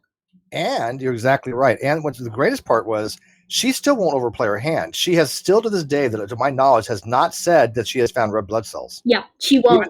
Even though she'll say they structurally look similar to what we'd expect for red blood cells. But she even told me specifically, she said, I don't have enough data to support the conclusion that they're red blood cells. That is a scientist. Yeah. Yeah. Also, I want to point out something from earlier where we were told that apparently people, I guess atheists, I don't know how you would know that all the doctors and nurses in your hospital were atheists. It seems unlikely that they were, but we'll just say that apparently only atheists publish in peer-reviewed journals, I guess, even though obvious evidence to the contrary. But in terms of publishing on near-death experiences, a Google Scholar result or search for near-death experience returns 3,830,000 links. Wow. I think there have been some papers published on near-death experiences. Funny fact, only a few. Funny fact here: 48 inches or 46 inches. I think it was about 3.8 something feet or something like that, about a little less than 4 feet. That happens to be the exact same height as Cheshire. What's the odds of that? Well, here's something curious about that too. Mark Armitage has, to my memory, reported 4 different lengths for the horn in question. Oh, I thought it was only 3. Is it really 4? It might be 4. I might be wrong, and it's only 3. But I have. You can't take an accurate measurement. So the only measurement of the entire horn that is available to us is a single picture in his Acta Histochemica paper, which you can find a better version of online. But the distal end of the horn is completely in shadow, and without taking it into some kind of image manipulator to blast up the contrast, you don't get to see the distal end of the horn. And what he has for a scale bar is just a tape measure laid some 6 to 8 inches away from it. Well, yeah. Which is also in shadow. The shadow thing is weird. I feel like it would be very, very, very easy to get a better picture. And the fact that there's only one of it sort of prior to being chopped into numerous pieces is kind of strange. But, I'll say it before, I'll say it again. It might be a Triceratops horn. I don't think it is. I'm not convinced. But even if it is it not a little bit strange that we're finding osteocytes which have a half-life of 23 to 25 years in a bison latifrons horn, which even according to creationist standards would have lived thousands upon thousands of years ago? Oh, hey, we have a case report from TBAC, which seems to be, if I'm getting this correctly, the case report for the person who apparently came back from the dead. Oh, fun. So there is a case report. I'm going to read something off from Chest because she posted like 10 minutes ago. She did. I'm sorry. And I bet you money it's going to be the exact same thing that I've told you about that condition where it is pretty much like dead. Yeah. But it's not dead. It's not or actually the Lazarus syndrome. Can I read this off, please? Yeah, let TD Lane read this off. All right, from Chess. Almost like calling out other people in your niche field and workplace is problematic. Yeah, I mean, that's one of the other things about the whole... Well, and Schweitzer's cool. Like, she's not about to roast Armitage, over this when she can just ignore it. All right, so this is from the Wayback Machine, by the way. So it's a little tricky to find this, but it's from the Emergency Medicine Journal, which I don't know anything about, but at least it's some kind of citation. And so the abstract says, a case is reported of Lazarus phenomenon, in parentheses, the return of spontaneous circulation after cardiopulmonary resuscitation has been abandoned, end parentheses, in a patient following recreational drug use. The implications for management of cardiac arrest in emergency department are discussed. So the paramedics were called to a 27-year-old man who was allegedly a heroin and ecstasy user who had collapsed after, used them. On arrival, the crew found that his GCS, which I'm not really sure what that is 3/15, and his respiratory rate was 4 per minute. He had 2 apparently new puncture wounds in his left and can't do these words, antecubital fossa. He was given intramuscular naxolone 800 milligrams as peripheral intravenous access. Blah, blah, blah. Basically, yeah, he did come back after resuscitation attempts were abandoned, which is a thing called the Lazarus syndrome or Lazarus phenomenon, which is known with drug users. Now, that's what it is, Lazarus syndrome. So I'm not disputing that that's a thing that none of us were, but the thing is, when you say this person had their blood drained for an hour and then came back in the morgue or whatever, at this point I've probably confused a few of the different stories because there were 3 or 4 and it was a little hard. The blood drain in the morgue. Yeah. Right. Different stories. It all blended together, man. I don't even know. We know the Lazarus syndrome happens, but if somebody says, look, this guy had a full autopsy, his organs were removed, they magically got reconstituted in his body and came back to life, I'm going to need a little bit more evidence for that. Well, right? The thing is, I'll be honest, I don't even necessarily need you to provide me the case study or whatever. If you can provide me the medical records from the hospital, because I guarantee you they have them, and that person has access to them because they're his records. If he wants, if you, this is to everyone out there, everyone in internet land. If you are ever dead in the morgue and have your blood drained and you've been zipped up in a bag for 5 hours and then you come back, please get a copy of your medical record and make public the death the time of death and all that, because there's a lot of paperwork that goes into it. Anytime someone dies in a hospital, it'll go into the record. Get a copy of that. Publish it. Feel free to censor your name or address or whatever you think you need to, but that is my minimum for considering this to be something that is worth investigating. If what you have instead is standing up in a church and filming it sending it to YouTube, I don't care. The thing is it's worth NDEs as a concept are worth investigating anyways, just because they're weird and neat, and we don't know what's going on, like with the brain chemistry. Why do so many people see the white light? Who knows? I don't have the answer to that kind of question. But it's interesting to probe around and try and figure out, what's going on. So I can't speak for you guys, but I would imagine you'd feel the same way. Like, I am down. I am ready. Give me those sources. I will read them. I will, come to the best assessment that I possibly can.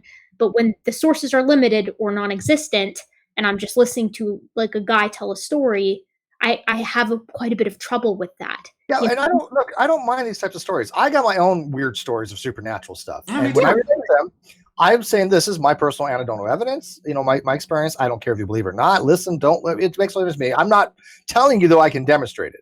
I'm telling you straight out, they're either undemonstratable. The most I can do, if you really want to talk to one of my exes, she can testify what happened at one of the things with people remember a lava lamp that came out in the middle of the night after we played with the Ouija board. This was weird, just like never have happened before. But one night we played with the Ouija board, that lava lamp came by itself. She would testify that if people give a shit.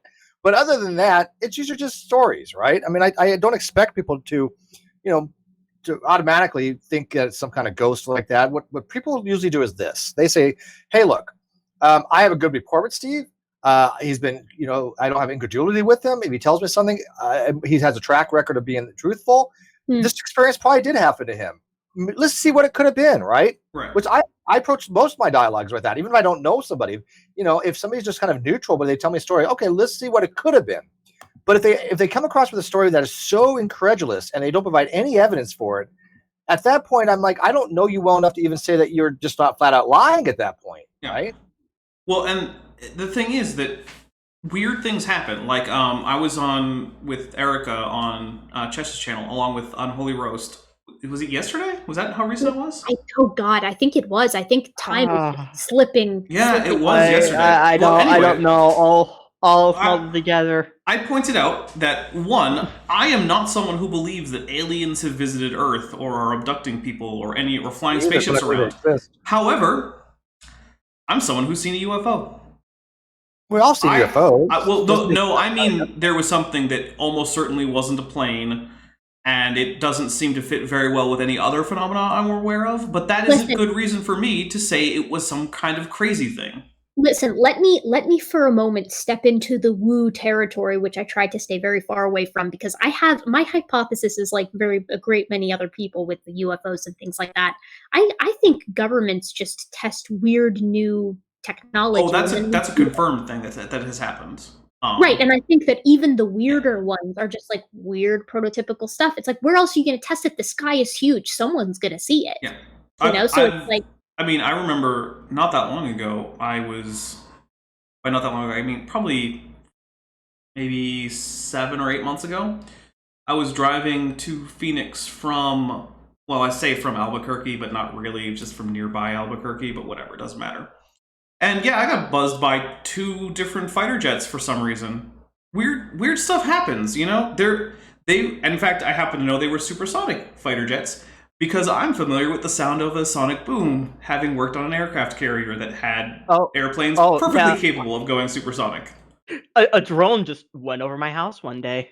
Yeah, so, weird stuff happens, but the thing is, okay, that time that I saw a big red glowy thing with a little blue comet tail looking thing go across the sky at an unusual pace, that doesn't mean aliens. It's, for all I know, I was getting ready for bed at the time. Maybe I was just really tired and I saw something. It wouldn't, well, actually, it would be the first time, but it wouldn't be the last time, because at one point, I started hallucinating after about 40-ish hours without sleep in the Navy. Yeah, Things happen. I was out with a bunch of, it was a scouting thing, and I remember that these aliens were like taking me and started probing my ass for all night long. And then I remember my scoutmaster the next day being in a really good mood. And I didn't know there's a correlation to that or not. Surely not. Surely so not. we've abandoned. Probably not. I don't know. We've long since abandoned any pretense of PG-13 on this stream. Just oh no, it's gone, dude. This is a true story. Dapper is a nuke like me. Yep. So he is probably going to be a little bit more have less incredulity about this than most people. Now, okay. So I went to S1C Prototype. You went to I'm guessing Idaho Falls. A Bolson spa. Okay.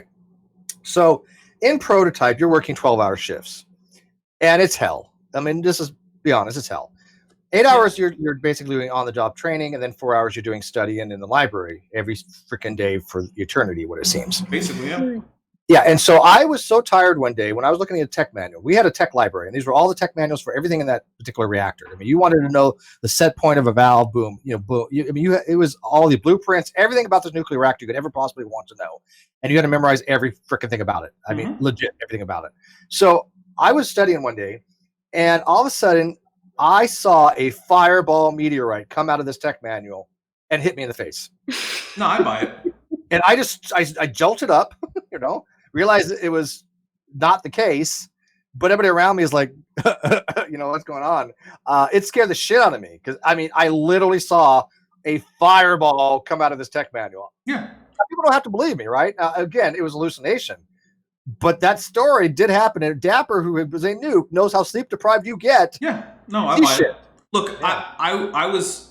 This was not during training, but at one point I was. There's technical terms for all this, but essentially I was guarding the door to the reactor compartment. Reactor compartment entry. Right, but people don't know what reactor room entry was. I did, but I was a nuke. Okay, yeah, fine, but whatever. Not everyone knows these terms.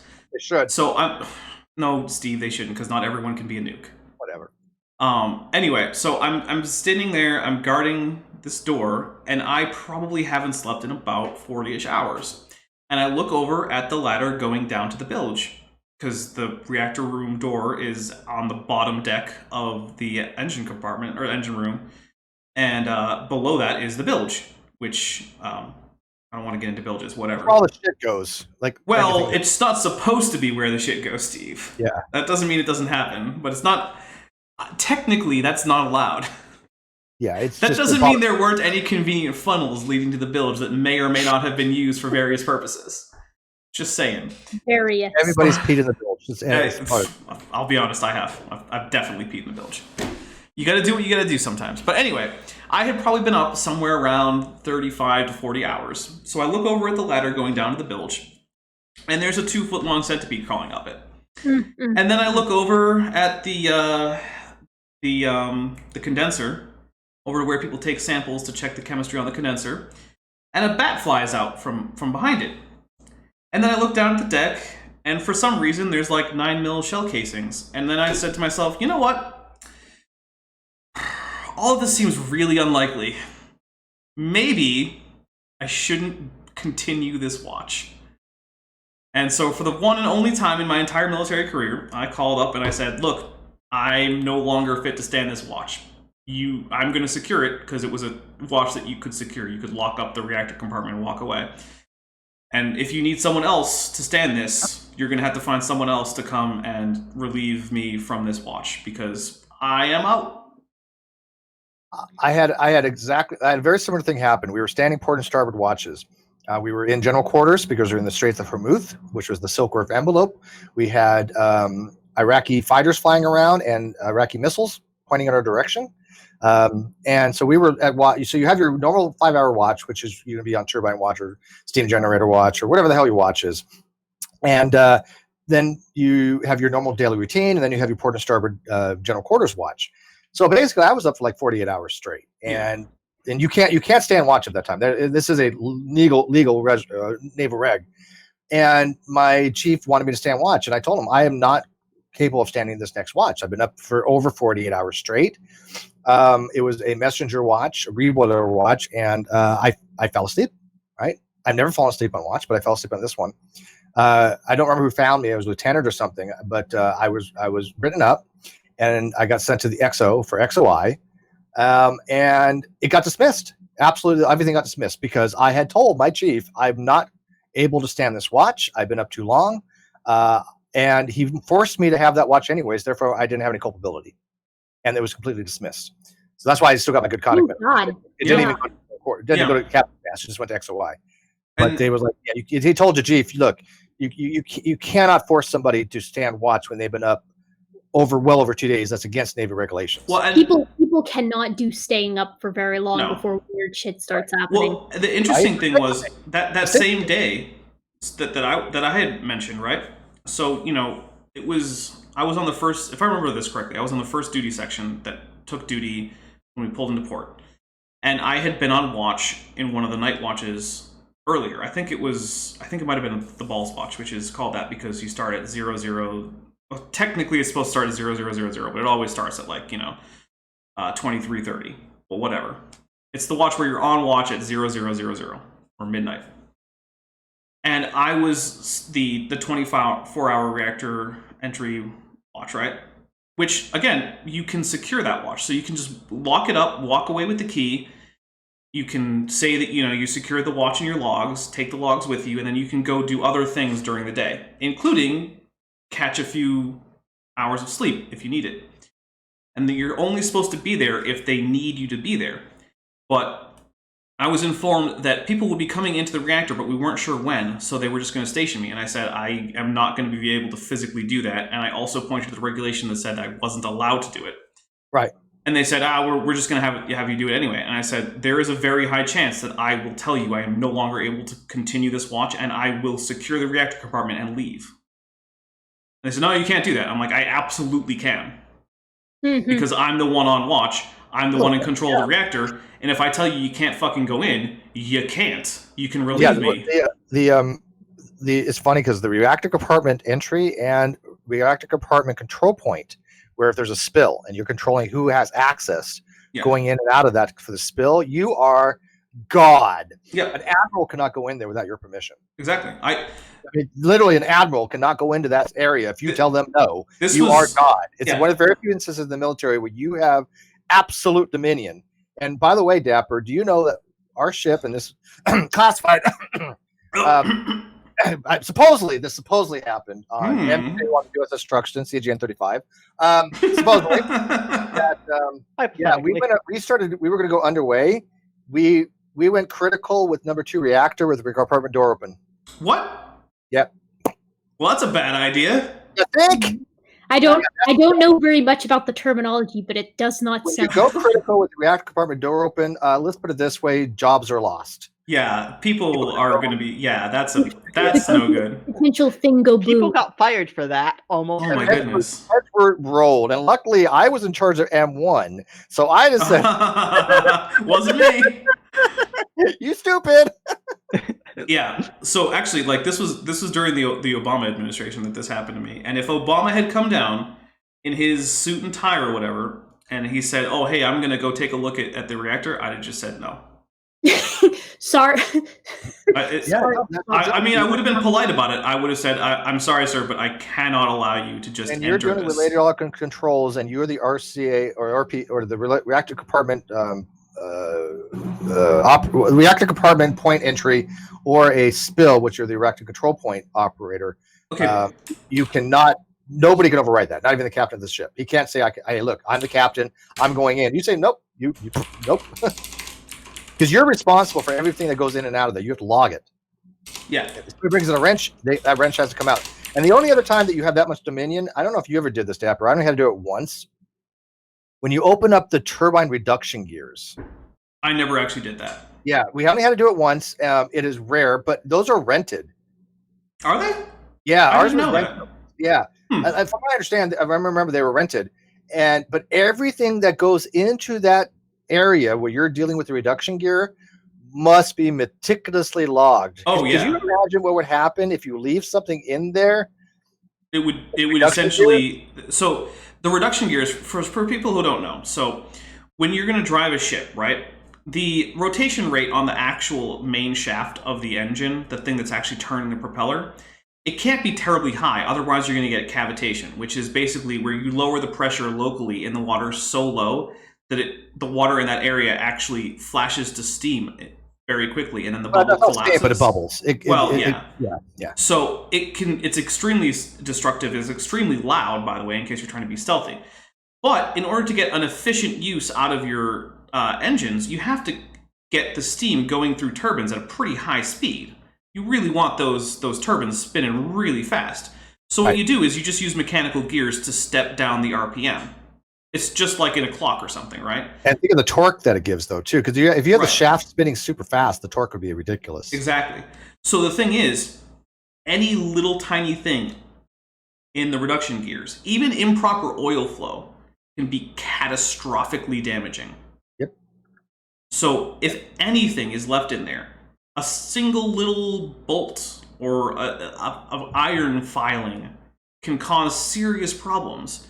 Mm-hmm. So it's extremely closely controlled. When I never had to go in there, so we actually had non-nuke mechanics who were actually the guys in charge of most of that. Oddly enough. Oh, really? Yeah, the aircraft carrier was too big to give the nuke mechanics all of the jobs for mechanics. Yeah, you got a turbine going 30,000 RPM. You don't want the shaft spinning at 30,000 RPM. So you exactly. You want to have reduction gears to get it down to very low. Now they are super torque. Don't get me wrong. The torque on a shaft I can imagine on an aircraft carrier. It's got to be a lot of power behind that, right? And torque is basically your rotational energy. I'll just say this. I will give you the public statement on aircraft carriers. Aircraft carriers use 4 main engines, and they can exceed 30 knots on an aircraft carrier, which is essentially a floating city. It's faster than that. I know. It exceeds 30 knots. Oh, okay. You had A6Ws? Honestly, I don't remember what the engine designation was, because I tried as hard as I could not to involve myself with the engine. A5W or A6Ws. That does sound right. Yeah, we had A2G, D2G, but I studied on S1C, which was actually combustion engineering design. Yeah, but anyways, that's Nuke Talk for you. Yeah, that's the kind of Dapper was Nuke Talk with Dapper and Steve coming in the Non Sequitur show. I just put in the side chat. I was like, these dudes are talking shop, and I'm very fascinated. But also like big machine go boom. Yeah. Well, no, hopefully it don't go boom. No booms. No boom. Big machine don't vroom. go boom. Okay, yeah. Tech smart. Well, actually, what she's saying, we got to bring it down for the women folk to understand. Listen. I watched that Jesse Lee Peterson discussion last night. I watched it. Wasn't it good? It was wild. Oh, well, that's something. So I think I missed that. It was tomorrow or something. The one to talk about modern day debate. Yeah, with Professor Dave. I haven't watched that. By the way, you know who arranged that to make it happen? Was that you, Steve? It was very good. Of course, it was. Actually, behind the scenes shit, people don't have no idea. So Steve, I actually have an amusing story about one of the times I got the closest that I ever did to interfering with anything to do with main engines, right? So, there's going to be a low vacuum alarm on the condenser, right? Because you don't want to draw too low of a vacuum or go positive, because then the condenser is going to stop condensing. Yeah, you want it to be at atmospheric pressure, actually. Or a little bit less. Actually, we had it slightly below. Yeah. Well, ours was that's what I said. Well, ours is usually at or a little bit less than atmosphere. Okay, ours was by spec a little below. Okay, so you had a negative pressure. Right. So we always drew a little bit of a vacuum on the condensers. So one day, I go down into the area where all of the electricians hang out. It's called switchgear. It's where they keep the main breakers for power distribution for that plant. And everyone's got all these schematics all over the place. And I'm like, hey, what's up, guys? And I'm like, well, we're trying to get underway, but the low vacuum alarm keeps coming in. And no one can figure out why. And I'm like, the low vacuum alarm that just had its sensor changed yesterday? And they're like, yeah, that one. Oh, okay. I'll be right back. So I go down, and I notice that the sensor, for the pressure sensor, so there's a tiny little sensor line, right? It's extremely thin, and the only thing it does is pull or not pull this little plunger inside, and if it's pulled, it connects a circuit, and that causes the alarm to come in. And if it's not pulled, so if it's pulled, it doesn't allow the alarm to come in, but if it opens, then the alarm comes in. Okay. So I feel the connection, and I'm like, well, this isn't even finger tight. Someone just forgot to tighten this. So I torque it down just with my fingers, and suddenly the alarm goes away. And I go back upstairs, and I'm like, hey guys, the alarm's fixed. I'm like, what? I'm like, yeah, I tightened down the sensor because it wasn't tightened, and no one bothered to check that. Like, yeah, but you didn't follow the half-step procedure. I'm like, okay, do you want me to go and untighten it so you can follow the half-step procedure? They said no. So that was the closest I got to being intimately involved with the main engines. But a similar thing happened where we had a salinity alarm going off. And so, of course, my chief is down there, and he's got the schematics for this whole alarm, and he's checking these things. And I'm like, hey, this is tagged out, right? Yeah, okay, can I see the tag out sheet? Yep, it's tagged out, which means there's no power there. So I open it to do a visual inspection. And I'm like, hey, there's salt on this contact. It's rusted out. He's like, yeah, but we didn't follow the procedure. I'm like, God damn it, do you really want to sit here for an hour trying to follow some stupid half-step procedure when you can look into this salinity detector and see that one of the contacts has rusted away because of salt?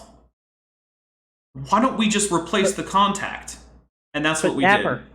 Dapper, why do the competent thing when you can just waste all your life? Hey, Navy 101. Like, if you got a bad sensor, what you got to normally do is you got to replace the whole turbine first, and then you figure out the sensor. Go, right, exactly. Yeah. Well, the same thing happened when so there's a little switch on the reactor control panel, and it's a 3-position switch that returns to neutral when you release it. I'm not super allowed to say whole lots more about it, but one of ours, the spring was getting a little loose. There was too much play in it. It wouldn't snap back to neutral the way it should. So we call the ship. I mean, I didn't do this personally, but the ship called the company that made the switch, and they said, hey, we need a replacement for this. They said, well, we don't make that exact model anymore, but we make a model with a different shaped handle, but everything else is the same, and it has a different model number. And so they said, okay, well, what would it take for you to custom make the same switch with the same handle? And the answer was something like $7,000 or $8,000. Oh my god. Yeah. And so they said, well, do you want us to pay that, or do you want to just get the functionally equivalent switch that has a slightly different shaped handle? So the ship, well, the reactor department decided that since they would have to do paperwork to change the ship's drawing and to put in a little bit of errata in the end of the reactor control manuals or whatever, that it would be easier to just spend the money to get a custom-made part with the same part number. They had the top brass on it. Yeah, so basically, in order to avoid some guy having to file a piece of paperwork, they just wasted $6,000 on a switch. Well, you guys had we had to fabricate our own shit. Oh, we had a fabricator too? Accurate. Yeah, I had to qualify what's called propulsion plant craftsman, where basically if we needed some shit, like making a gasket, hey, Steve, can you got to make a gasket? You have to tap and dice said, oh, Steve, we need to go to a metal shop and, make this part. We had a metal shop too, but the thing is that there are exceptions for the reactor control panel, basically. Well, yeah, that's primary. You can't. I'm talking about the secondary system. Right. This was actually a switch on the reactor control panel. We had the switch on the RP. What we had on ours on the reactor control panel, there was a shim switch, and it was just it's basically you grab onto it, you just turn it to the right, or you turn it to the left. Yeah. That's all it did. That's the only functionality it did, and just raise the rod height or lower the rod height. One of my favorite things, though, was when they said, oh, hey, we have to start taking fluorescent light bulbs to hazmat because they contain mercury. Well, But if it's broken, then the mercury has already escaped, so we can just toss them in the regular trash? That's not what it was. The reason why... it's switched several times, though, Steve. They've gone back and forth. Well, the reason why the those types of bulbs are considered to be hazmat is not because of mercury; it's because of the phosphorus coating. No, that could be. That's what it was. Because what happens is you have scintillation going on inside the tube that causes fluorescence. That fluorescence is in the ultraviolet region, and that ultraviolet photons have to be hits that phosphorus coating, and then it gets retransmitted into visible light. That's why fluorescent bulbs work the way it is, because you even though the reactions inside the tube are actually luminescent, that is not in the visible realm that we can see it. So that phosphorus coating will take that UV light and then retransmit it as visible. That is what's hazardous about it. Yeah. Well, I'll just say this. Get us drunk and see what happens. We can just go full. I know. Dude. A number of fluorescent light bulbs. Back in. She's more entertaining than all of us combined. Oh no. Get me mad enough and maybe. Well, maybe this will do it. A large number of fluorescent light bulbs may have made their way from engine spaces on CVN-74 to the trash compactor on CVN-74, been crushed into cubes, and then just plopped into the Pacific Ocean. Well, I gotta tell you, we may or may not have happened, rumor, that supposedly we accidentally discharged primary coolant in Puget Sound. Oh, I'm sure that never happened. I'm sure that didn't happen. Okay, well, yeah. Okay, here's the thing, though, right? Primary coolant, if you actually take samples of it, you drink shit. Yeah, it's fine. There's really no danger there. But they had to do radiological monitor for several years after that. Right. But it's. I mean, it's supposed that event happened. But I'll give you one more, then let's move on to something else. Okay. We may or may not been telling the media that we were doing LEO ops, law enforcement operations, and we may or may not actually been taking chemical weapons during the Iraq War to be destroyed in one of the atolls next to Hawaii, because that may or may not have never happened. Yeah. Maybe or maybe not. Maybe not. It is possible that we might have been taking chemical weapons that they said that didn't exist, of sarin gas that may or may not existed, in order to be destroyed in an incinerator, while telling the media we're doing LEO ops. I'm just saying that might have happened. I don't know for sure. Right, anything might have happened. Right. Yeah, same grounds as the Chaos Gods. They may exist, they may not. Either way, the Inquisition is going to put a bolt round in between your eyes. It's funny when you are reading the news, though. It's like, they say, the news says you guys are doing this, and it's like, no, that's not, no. Is that what we're doing? Yeah. News to me. Yeah, I do remember. So this is not very technical, but I do remember. I forgot what the Navy stands for, because there's an acronym. The Navy isn't just a word. It stands for Never Again Volunteer Yourself, right? Right. Well, for some reason during training, I entirely forgot this fact. And so at one point, during training, towards the end, someone says, "Hey, does anyone here on one of the fire teams," that's me, I was on a fire team, "speak French?" And I was like, "Yeah, I do. Oui, je parle français." And they're like, "Okay, so next GQ drill, you are, instead of going to the fire team, you're going to show around some French damage controlman and explain our damage control procedures in French." And I'm like, I don't know that I'm prepared for that. And they're like, "Doesn't matter, you're doing it anyway." So I'm going around with my.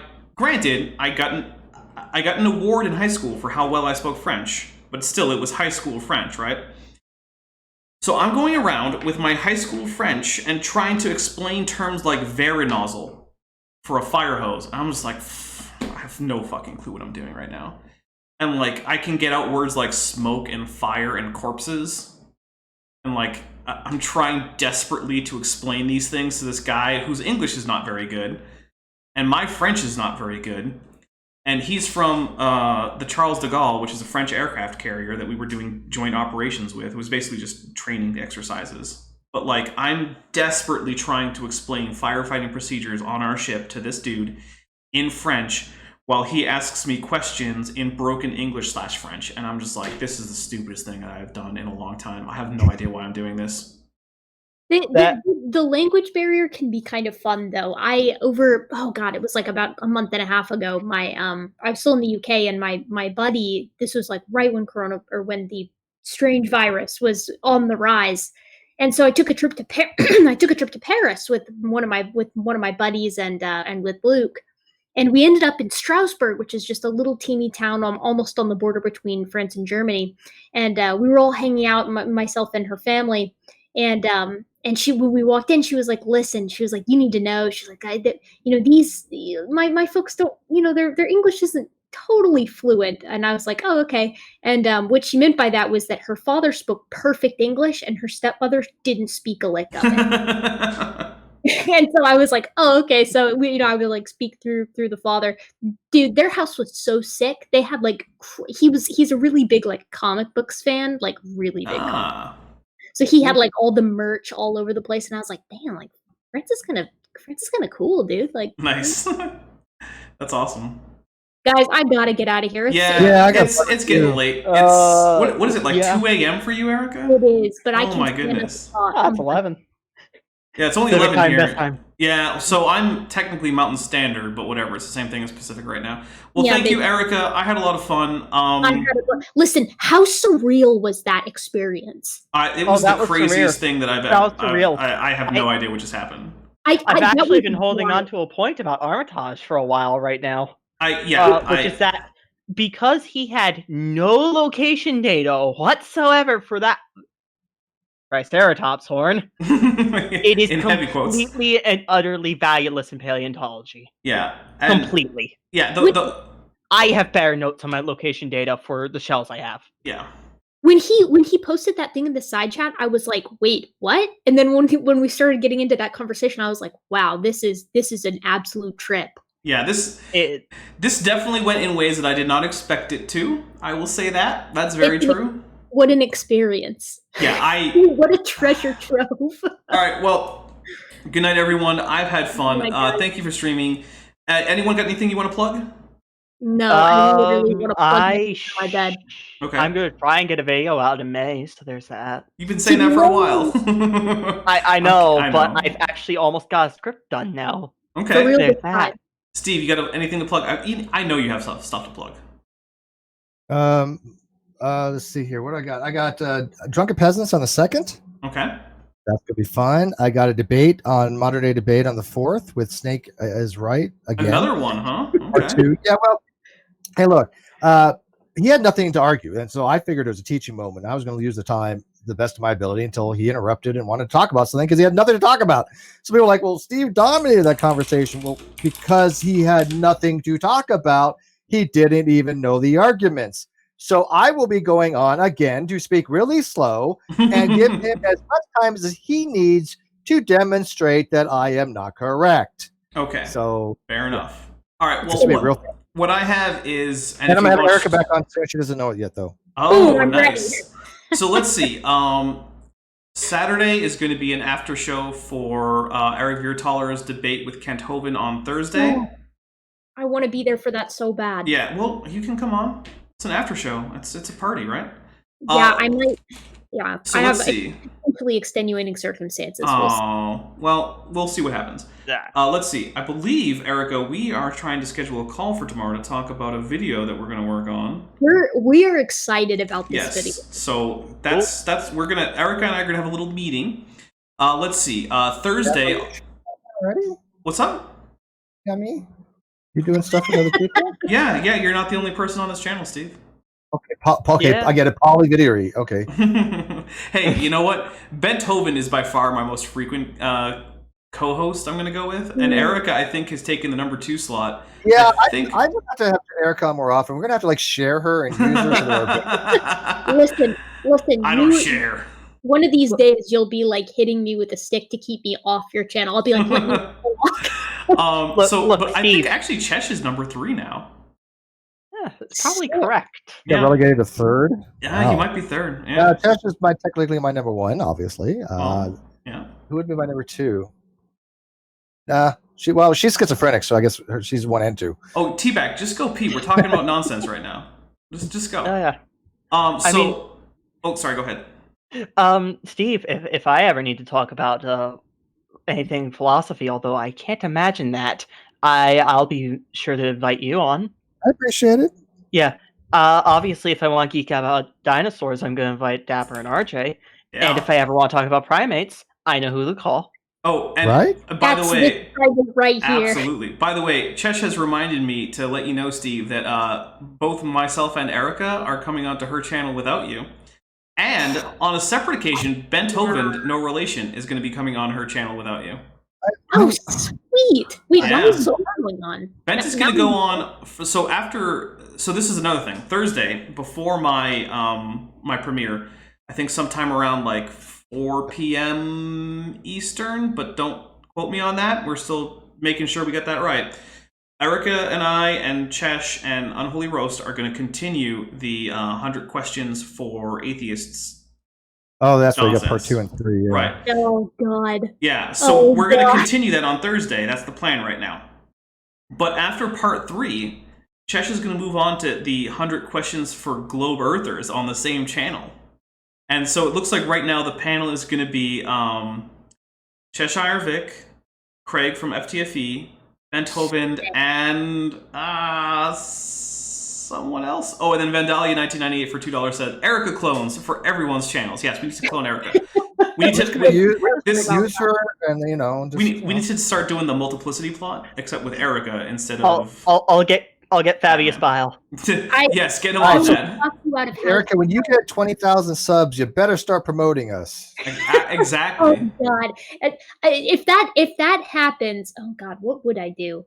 Oh, it'll happen pretty quick. I'm really good at predictions. I would ask Dapper. Have I not been right on the people I've said are going to succeed and the ones that are going to fail? I mean, you did tell me back when I didn't think I was going to hit 1,000 that you'll hit 1,000 soon, and then I did.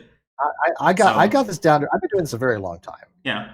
But for other channel things, so then Thursday at 5 Pacific, 8 Eastern, it's going to be a video that I made about Star Trek and linguistics, believe it or not. I'm going a little bit off topic, but it was a patron request from Bent Hovind, so, you know, Erika, he's a shared patron of ours, so, you know, we got to do what he says, right? Bent is our mysterious benefactor. Exactly. So we're gonna do that. That's gonna be the title is Darmok, the linguistic failings of Star Trek: The Next Generation. So check that out. That'll be fun. It's not a very long video. There's not a huge discussion. Basically, you just point out this doesn't work and here's why. And there you go. So Saturday, yeah, I already went over that. Then Tuesday, we're not sure if it's going to be Kent with Bent or Eric with Erika. So we're still up in the air because Bent might end up needing to work 10 or 12 hours at the hospital that day. So Bent. I know. I say awesome at Neon. Yeah, so he's in a part of the hospital that for a while now has been more or less shut down because essentially if it isn't a critical, like, life-saving procedure, the hospitals just aren't doing it right now. And so he works in a department that is it is life-saving, but it's on the life-saving span of like months to years and not hours to days. So you know, that's the kind of thing that gets shut down under circumstances like this. But looks like they're starting back up next week, and they're telling him that, hey, there's probably going to be a lot of overtime, so you might have to be here for a long time. So if on Tuesday Bent has to work extra late, I'm going to get with Erika, and we're going to try and get Eric with Erika 3 done, which should finish off that Eric Hovind video that we've been doing. It's so bad for my health. It's bad for your liver's health. It's bad for my liver's health. It's bad for my blood pressure. Well, I guess if Erika has liver failure and a heart attack, you know who to blame. Yeah, Eric Hovind, yeah, not me. Then the next Wednesday, the next Thursday, it'll probably just be the next episode of Noah Zookeeper, followed by another Leaving on Earth Creationism on the Saturday after that. So I have, and then probably Kent with Bent. So basically, yeah, there's like 2.5 weeks of content planned out for this channel. It's all set, and we're gonna go with it. It'll be the penultimate episode of Noah Zookeeper. It's called What About the Doggos? And there are doggos. So if you like doggos, show up. I do like them. I've got one right beside me right now. I know. You like them, and you also like me. Mine's probably hanging. You also like to make me tear up reading about doggos. I know. Steve, are you aware about this? What? So on one of Erika's videos, busting, I think it was Genesis Apologetics, was it? It's always Genesis Apologetics. Okay. So she starts out right? I'm settling in for some nice, lighthearted creationist debunking. And then Erika says, hey, before we get into the real meat of this video, how about I make you cry by reading you like 8 different epitaphs for dogs written like 5,000 years ago? I'm like, well, great. Heartbreaking. It really is. So I'm sitting there like, well, now I'm sad. And I'm like, oh, the doggos. And then she's like, all right, let's talk about Genesis apologetics. I'm like, no, I have to take a break. Do you want to know the saddest thing I ever read? What's that? It was Standing for Truth and Rob Matt's PDF on evolution. Hey, you know what? Standing isn't here to defend himself, so I'm not going to let that go too long. Okay, fair enough. Well, he's not here to defend his work either. Oh, okay.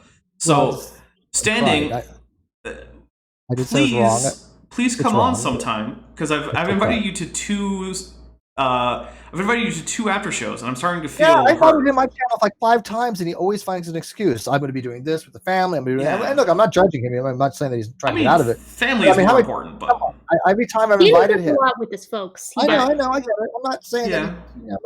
I'm not saying that he's like trying to get out of it. I'm really honest to God, not. But it's like, dude, 5, 6 times in a row when I invite you to my channel and you don't. It's starting to hurt a little bit, is what I'm saying.